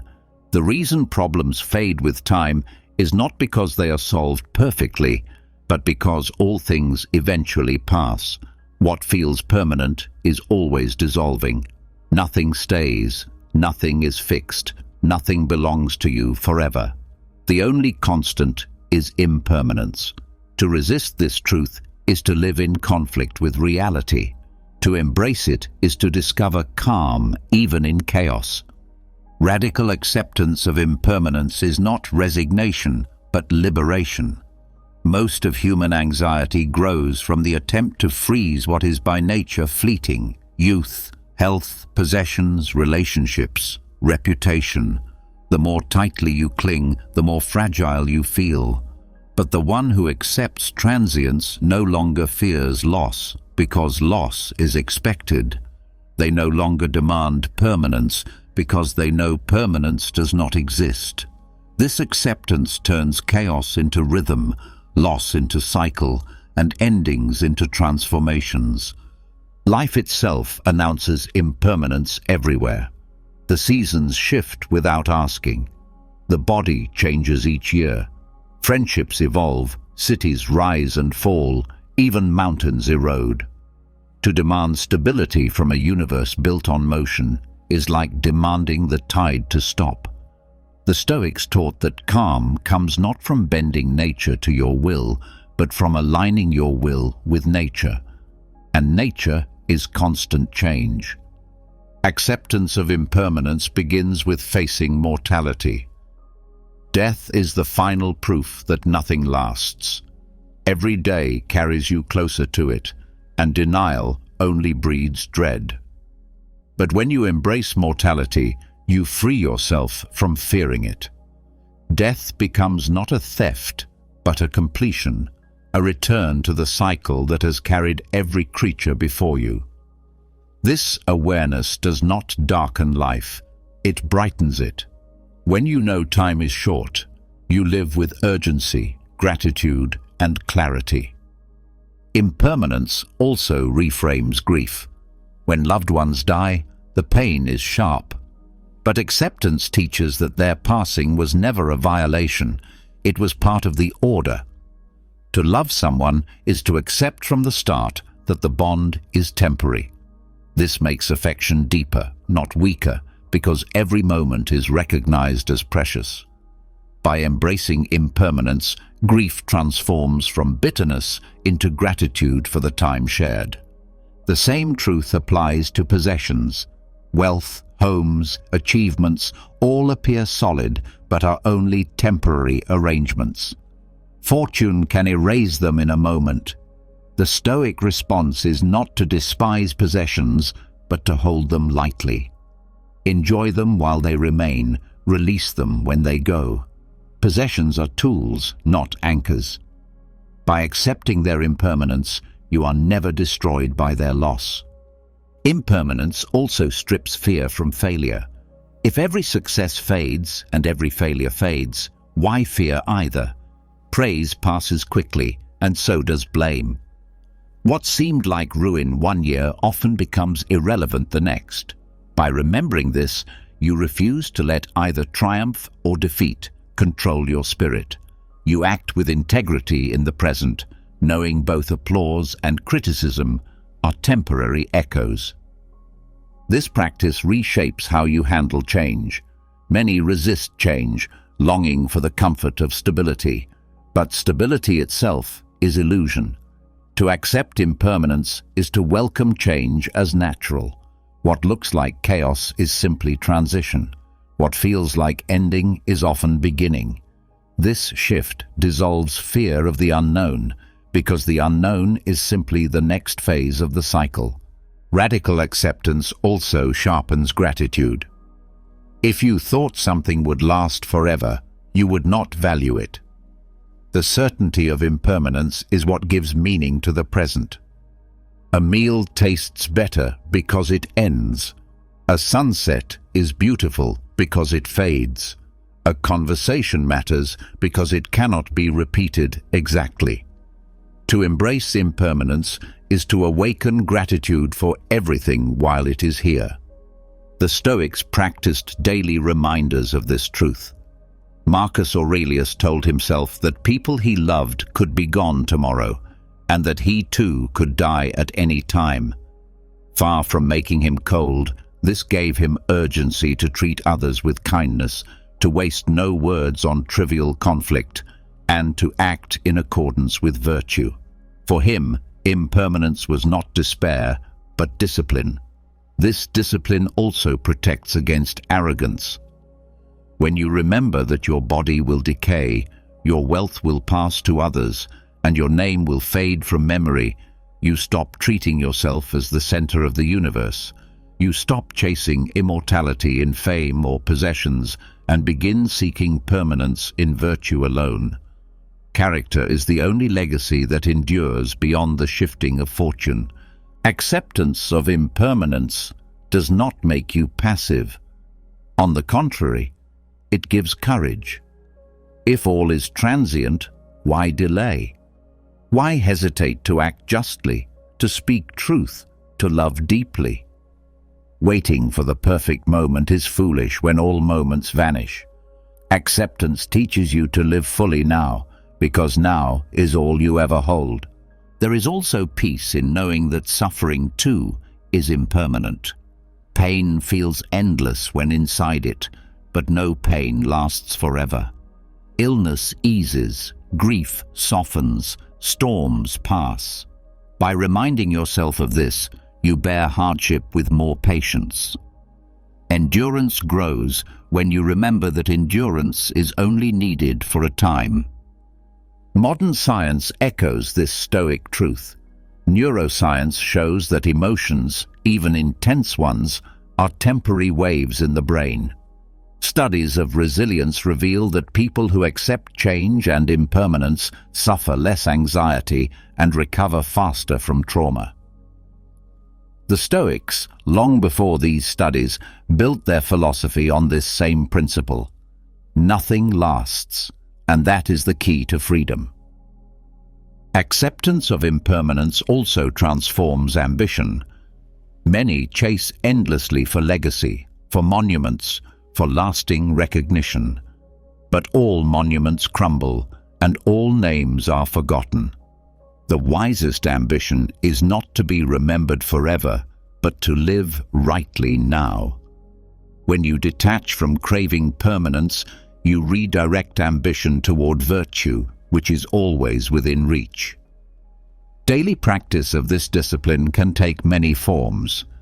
Begin by noticing small impermanences: the cooling of a cup of tea, the fading of a sound, the passing of a cloud. These reminders train the mind to accept larger impermanences: the loss of possessions, the changes in relationships, the approach of death. Each small acceptance builds strength for greater ones. Radical acceptance of impermanence also softens judgment. When others wrong you, remember that they too will pass, their words will fade, and their mistakes will dissolve in time. This makes forgiveness easier, patience more natural. Why let temporary offenses disturb permanent calm? At its core, embracing impermanence is about alignment with reality. To resist change is to live in illusion. To accept it is to live in truth. The universe does not ask permission to move, and peace is found not by stopping its motion, but by moving with it. By holding impermanence close, you live with clarity, humility, gratitude, and courage. You release what cannot stay, you cherish what is here, and you prepare calmly for what must come. Chaos loses its sting because it is recognized as part of the cycle, not a violation of it. This is the gift of radical acceptance, to find calm not by freezing life, but by flowing with it, to dissolve anxiety not by denial, but by alignment. Everything changes, and in that truth lies the key to unshakable peace. When impermanence is embraced, you stop clinging to what must pass and find peace in the flow of change. Gratitude deepens, fear lessens, and life feels lighter. Yet the Stoics never taught that acceptance of transience meant retreat from responsibility. On the contrary, it was precisely because all things fade that they emphasized the urgency of duty. If time is short and nothing is guaranteed, then what you choose to do with your brief existence carries immense weight. Duty for the Stoics was the anchor that kept a person steady when others drifted in disorder. Chaos tests character most fiercely when people abandon their roles. Fear scatters responsibility. People rush to protect themselves, to hide, to excuse inaction. But the Stoic sees duty as a compass that does not change with circumstance. Whether the times are calm or catastrophic, duty remains. It is not dictated by ease or convenience, but by nature and reason. To know your role, to commit to it without wavering, is to stand firm when others fall apart. Duty begins with understanding the order of life. You are part of a family, a community, a world. Each role carries obligations, not imposed from outside but inherent in the very fabric of existence. A parent owes care, a leader owes justice, a friend owes loyalty, a citizen owes honesty.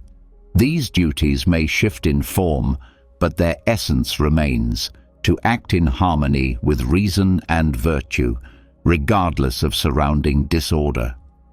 Marcus Aurelius wrote that each of us is like a limb of a greater body. If one limb refuses its function, the body weakens.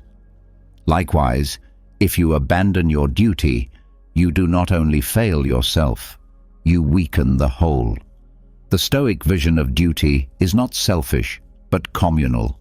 Responsibility is the glue that holds order together when chaos threatens to dissolve it. Duty is also protection against despair. In times of crisis, when events feel overwhelming, the mind easily collapses under the weight of what cannot be controlled. But duty narrows the focus. You cannot save the world, but you can act rightly in your role. A soldier may not end the war, but he can stand his post. A doctor may not cure all disease, but she can treat the patient before her. Duty reduces chaos to action, turning helplessness into purpose. This discipline requires courage because duty often demands sacrifice. It may call you to endure discomfort, to face danger, to accept blame unjustly. But the Stoics taught that such trials do not diminish life. They fulfill it. To abandon duty for comfort is to betray yourself. To embrace duty in hardship is to prove your worth. Duty also provides clarity in decision-making.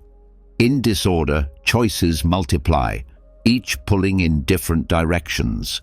Fear and desire cloud judgment. But when you measure decisions against duty, clarity returns. The question is no longer, what do I want, but what is required of me? This shift transforms chaos into a series of obligations, each met with steadiness. The Stoic approach to duty also prevents selfish retreat. Many, in times of disorder, withdraw into isolation, convincing themselves that survival alone is enough. But the Stoics condemned neglect of communal duty. Even in personal hardship, one remains part of a greater order. To live in accordance with nature is to fulfill obligations to others, not abandon them. Duty is not always grand or dramatic. It is often found in the small and ordinary, speaking truth when lies are easy, showing kindness when cruelty prevails, completing a task even when no one notices. These small acts, repeated steadily, build character and sustain order. Duty is not measured by applause, but by fidelity. This practice also guards against despair by reminding you that no chaos can erase responsibility. Even if empires fall, you still owe honesty to yourself, kindness to those near you, and discipline in your actions. Duty does not vanish in catastrophe. It grows more vital. There is also humility in the Stoic concept of duty. It reminds you that life is not centered on personal preference. You are not here only to satisfy desires or to chase pleasures. You are here to fulfill a role in a larger order. This perspective prevents ego from collapsing into chaos when life denies it comfort. Duty, when embraced, also strengthens resilience. The one who lives by duty does not ask whether life is fair, but whether they are acting rightly.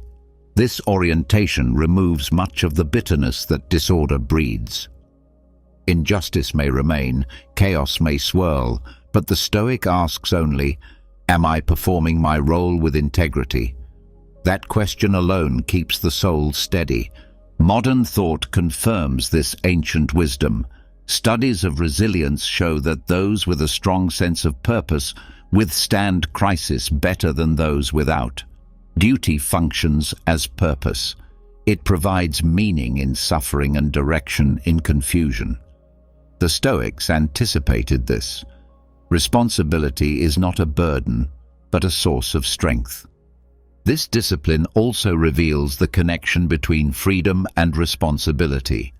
Many think freedom is doing whatever you wish, but Stoics argued that true freedom is mastery of self, and mastery requires responsibility.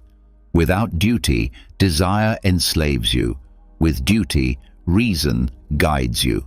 In this way, responsibility is not the opposite of freedom, but its foundation. Duty also ensures legacy. Wealth fades, reputation fades, but the record of whether you fulfilled your responsibilities endures in the memory of those affected by your actions. A life of abandoned duty leaves scars. A life of steadfast duty leaves strength. Practicing this discipline begins with reflection. Each day, ask, what is my role? What does reason require of me today? These questions anchor you when events feel overwhelming. Duty is not about controlling outcomes, but about performing your part well, regardless of the stage around you. Even in solitude, duty persists. You owe honesty to yourself, discipline in thought, and care for your body and mind. Abandoning these is also neglect. Duty is not dependent on an audience. It is woven into existence itself. The Stoics also warned against mistaking selfish ambition for duty. True duty is aligned with virtue, not vanity. It is not about appearing noble, but about being faithful to what reason demands. This distinction prevents corruption disguised as responsibility. In turbulent times, the one who embraces duty becomes an anchor for others. People naturally look for steadiness when they are scattered. If you remain faithful to your role, you give stability to those around you. Your duty becomes not only your strength, but theirs as well. This is why the Stoics insisted that duty is not optional. It is the path to calm in disorder, the compass in confusion, the anchor in storm. By living according to duty, you rise above chaos without leaving it. You remain engaged, responsible, unshaken. In the end, duty is not a chain, but a foundation. It grounds you in virtue when everything else shifts. It gives purpose to suffering, direction to action, and meaning to time.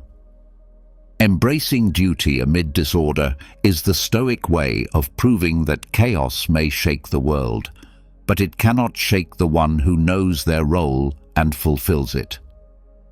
When duty is embraced, chaos loses much of its power. Responsibility keeps you steady when the world pulls people in every direction. But there is another enemy of calm that lives not outside, but within, the restless hunger of desire. You can fulfill your duty faithfully and still be torn apart if your heart is enslaved to endless wants. The Stoics warned that disorder is not only in wars and disasters, but also in the mind of a person who cannot stop craving. True freedom requires a poverty of desire, not because life must be bleak, but because simplicity protects the soul from being scattered by distractions. The modern world magnifies this danger. You are surrounded by noise that tells you to want more possessions, more recognition, more stimulation, more novelty. Each desire promises satisfaction, but delivers restlessness. The more you feed it, the hungrier it becomes. This cycle is the wealth of distraction, a life so full of unnecessary cravings that peace never arrives. The Stoic solution is radical. Do not multiply wants, reduce them. Seek contentment not in abundance but in sufficiency. To need little is to be rich in calm. Seneca wrote that the person who has the least is not the poorest, but the one who desires the most. Poverty of desire is not deprivation, it is liberation. It means refusing to let your life be dictated by advertisements, comparisons, or the insatiable appetite of ego. It means finding joy in bread and water, gratitude in warmth and shelter, and dignity in enough. This simplicity shields you from overstimulation by stripping away its fuel.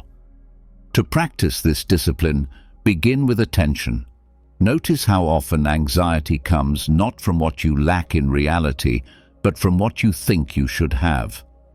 The neighbor's possessions, the colleague's recognition, the endless stream of images online, all plant seeds of desire that grow into unrest.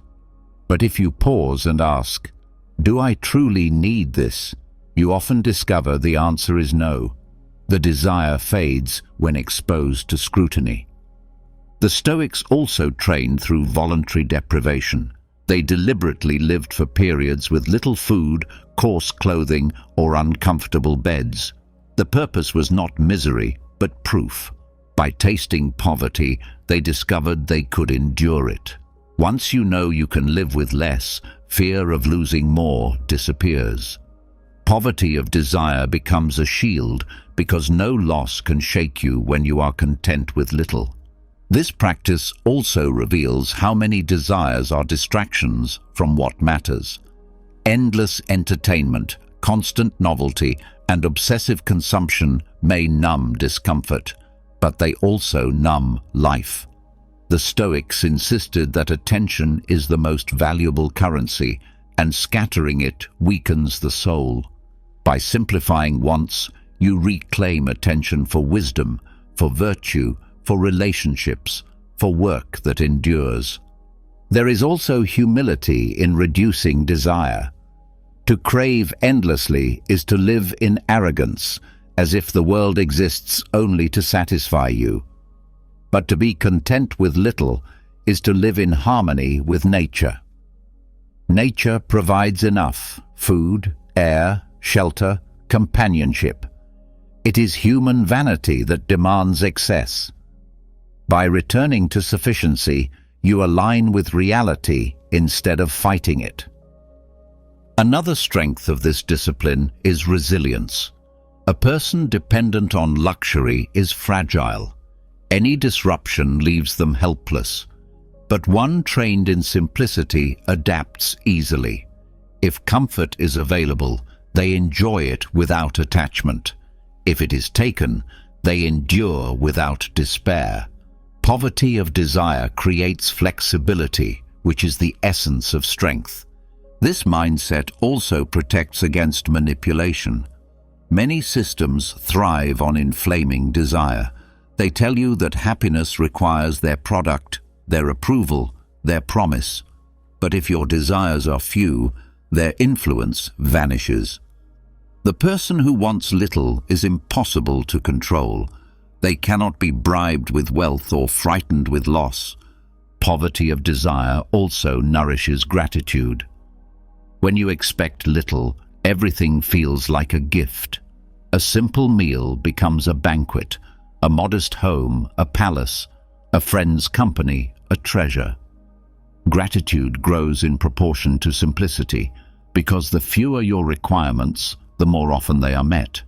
This practice sharpens discipline as well. By deliberately choosing less, you train the will. Each refusal of unnecessary indulgence strengthens your command over appetite. Each choice of sufficiency over excess builds sovereignty. This discipline does not kill joy. It refines it, turning pleasure into appreciation instead of addiction. The Stoics often compared desires to a fire. The more wood you throw on it, the larger it grows. But starve it, and it diminishes. Poverty of desire is the act of starving unnecessary cravings until the fire of restlessness dies. What remains is warmth enough to live without flames that consume peace. Modern science echoes these lessons. Studies on materialism show that those who crave possessions and status report lower happiness and higher anxiety. Simplicity, by contrast, increases well-being and reduces stress. The Stoics were not rejecting wealth itself, but the slavery to wealth, the illusion that more always equals better. To live this discipline does not mean abandoning all possessions. It means using them without clinging to them, enjoying them without depending on them. It means holding everything lightly, ready to release it if taken. True ownership lies not in what you hold, but in your freedom to let go. This practice also transforms ambition. Instead of chasing endless goals for prestige or comfort, you pursue goals aligned with virtue and meaning. Desire for recognition fades, replaced by desire for excellence. Desire for excess fades, replaced by contentment in sufficiency. Ambition purified by simplicity becomes service rather than vanity. Daily application can be simple but profound. Skip indulgence occasionally to prove you do not depend on it. Practice gratitude for ordinary meals. Resist the pull of comparison by measuring yourself not against others, but against your own virtue. Redirect attention from acquisition to reflection. Each act reduces the noise of desire and strengthens calm. In turbulent times, this discipline becomes a fortress. When luxuries vanish, the one who craves them suffers, but the one who has trained in simplicity remains unshaken. Their calm does not depend on circumstances, but on mastery of want. Poverty of desire makes chaos powerless, because chaos thrives on excess attachment. In the end, the choice is clear. You can live with the wealth of distraction, surrounded by abundance yet restless and enslaved, or you can choose the poverty of desire, living with less but free, steady, and calm. The Stoics showed that real wealth lies not in possessions but in peace. By simplifying wants, you build armor against overstimulation. By choosing sufficiency, you escape manipulation. By practicing gratitude for little, you find abundance everywhere. Poverty of desire is not loss, but liberation. Not emptiness, but strength. It is the shield that allows you to walk through a world of noise with unshakable calm. Chaos is not going away. Life will always bring loss, noise, insult, fear, and endless change. But the Stoics left us a roadmap showing that peace is not found by controlling the storm. It is found by mastering ourselves within it. Through voluntary discomfort, we train resilience. By anticipating misfortune, we remove fear. With delay, we weaken impulse. By reframing chaos as training, we turn hardship into strength. Silence teaches clarity. Detachment frees us from illusion. Insults become mirrors for growth. Nature restores proportion, and the view from above humbles our pride. Memento mori and negative visualization sharpen gratitude. Apatheia anchors equanimity. Bodily discipline strengthens sovereignty. Selective association filters influence. Transmutation transforms emotions. Journaling heals disturbance. Impermanence deepens acceptance. Duty anchors responsibility. Poverty of desire protects from distraction, and every practice together creates a fortress within where calm cannot be shaken. This is the Stoic way. Not escape, not denial, but transformation. A way of living where storms remain, yet you remain unbroken. Now I'd love to hear from you. What part of this Stoic path spoke to you most deeply? Was it the power of silence, the freedom of detachment, or the courage of memento mori? Share your thoughts below. I read every comment, and your reflections may inspire someone else on their journey to calm. And if this guide brought you value, don't forget to subscribe to the channel. New lessons and practices are coming, and together we'll keep building a life of clarity, strength, and calm, no matter the chaos.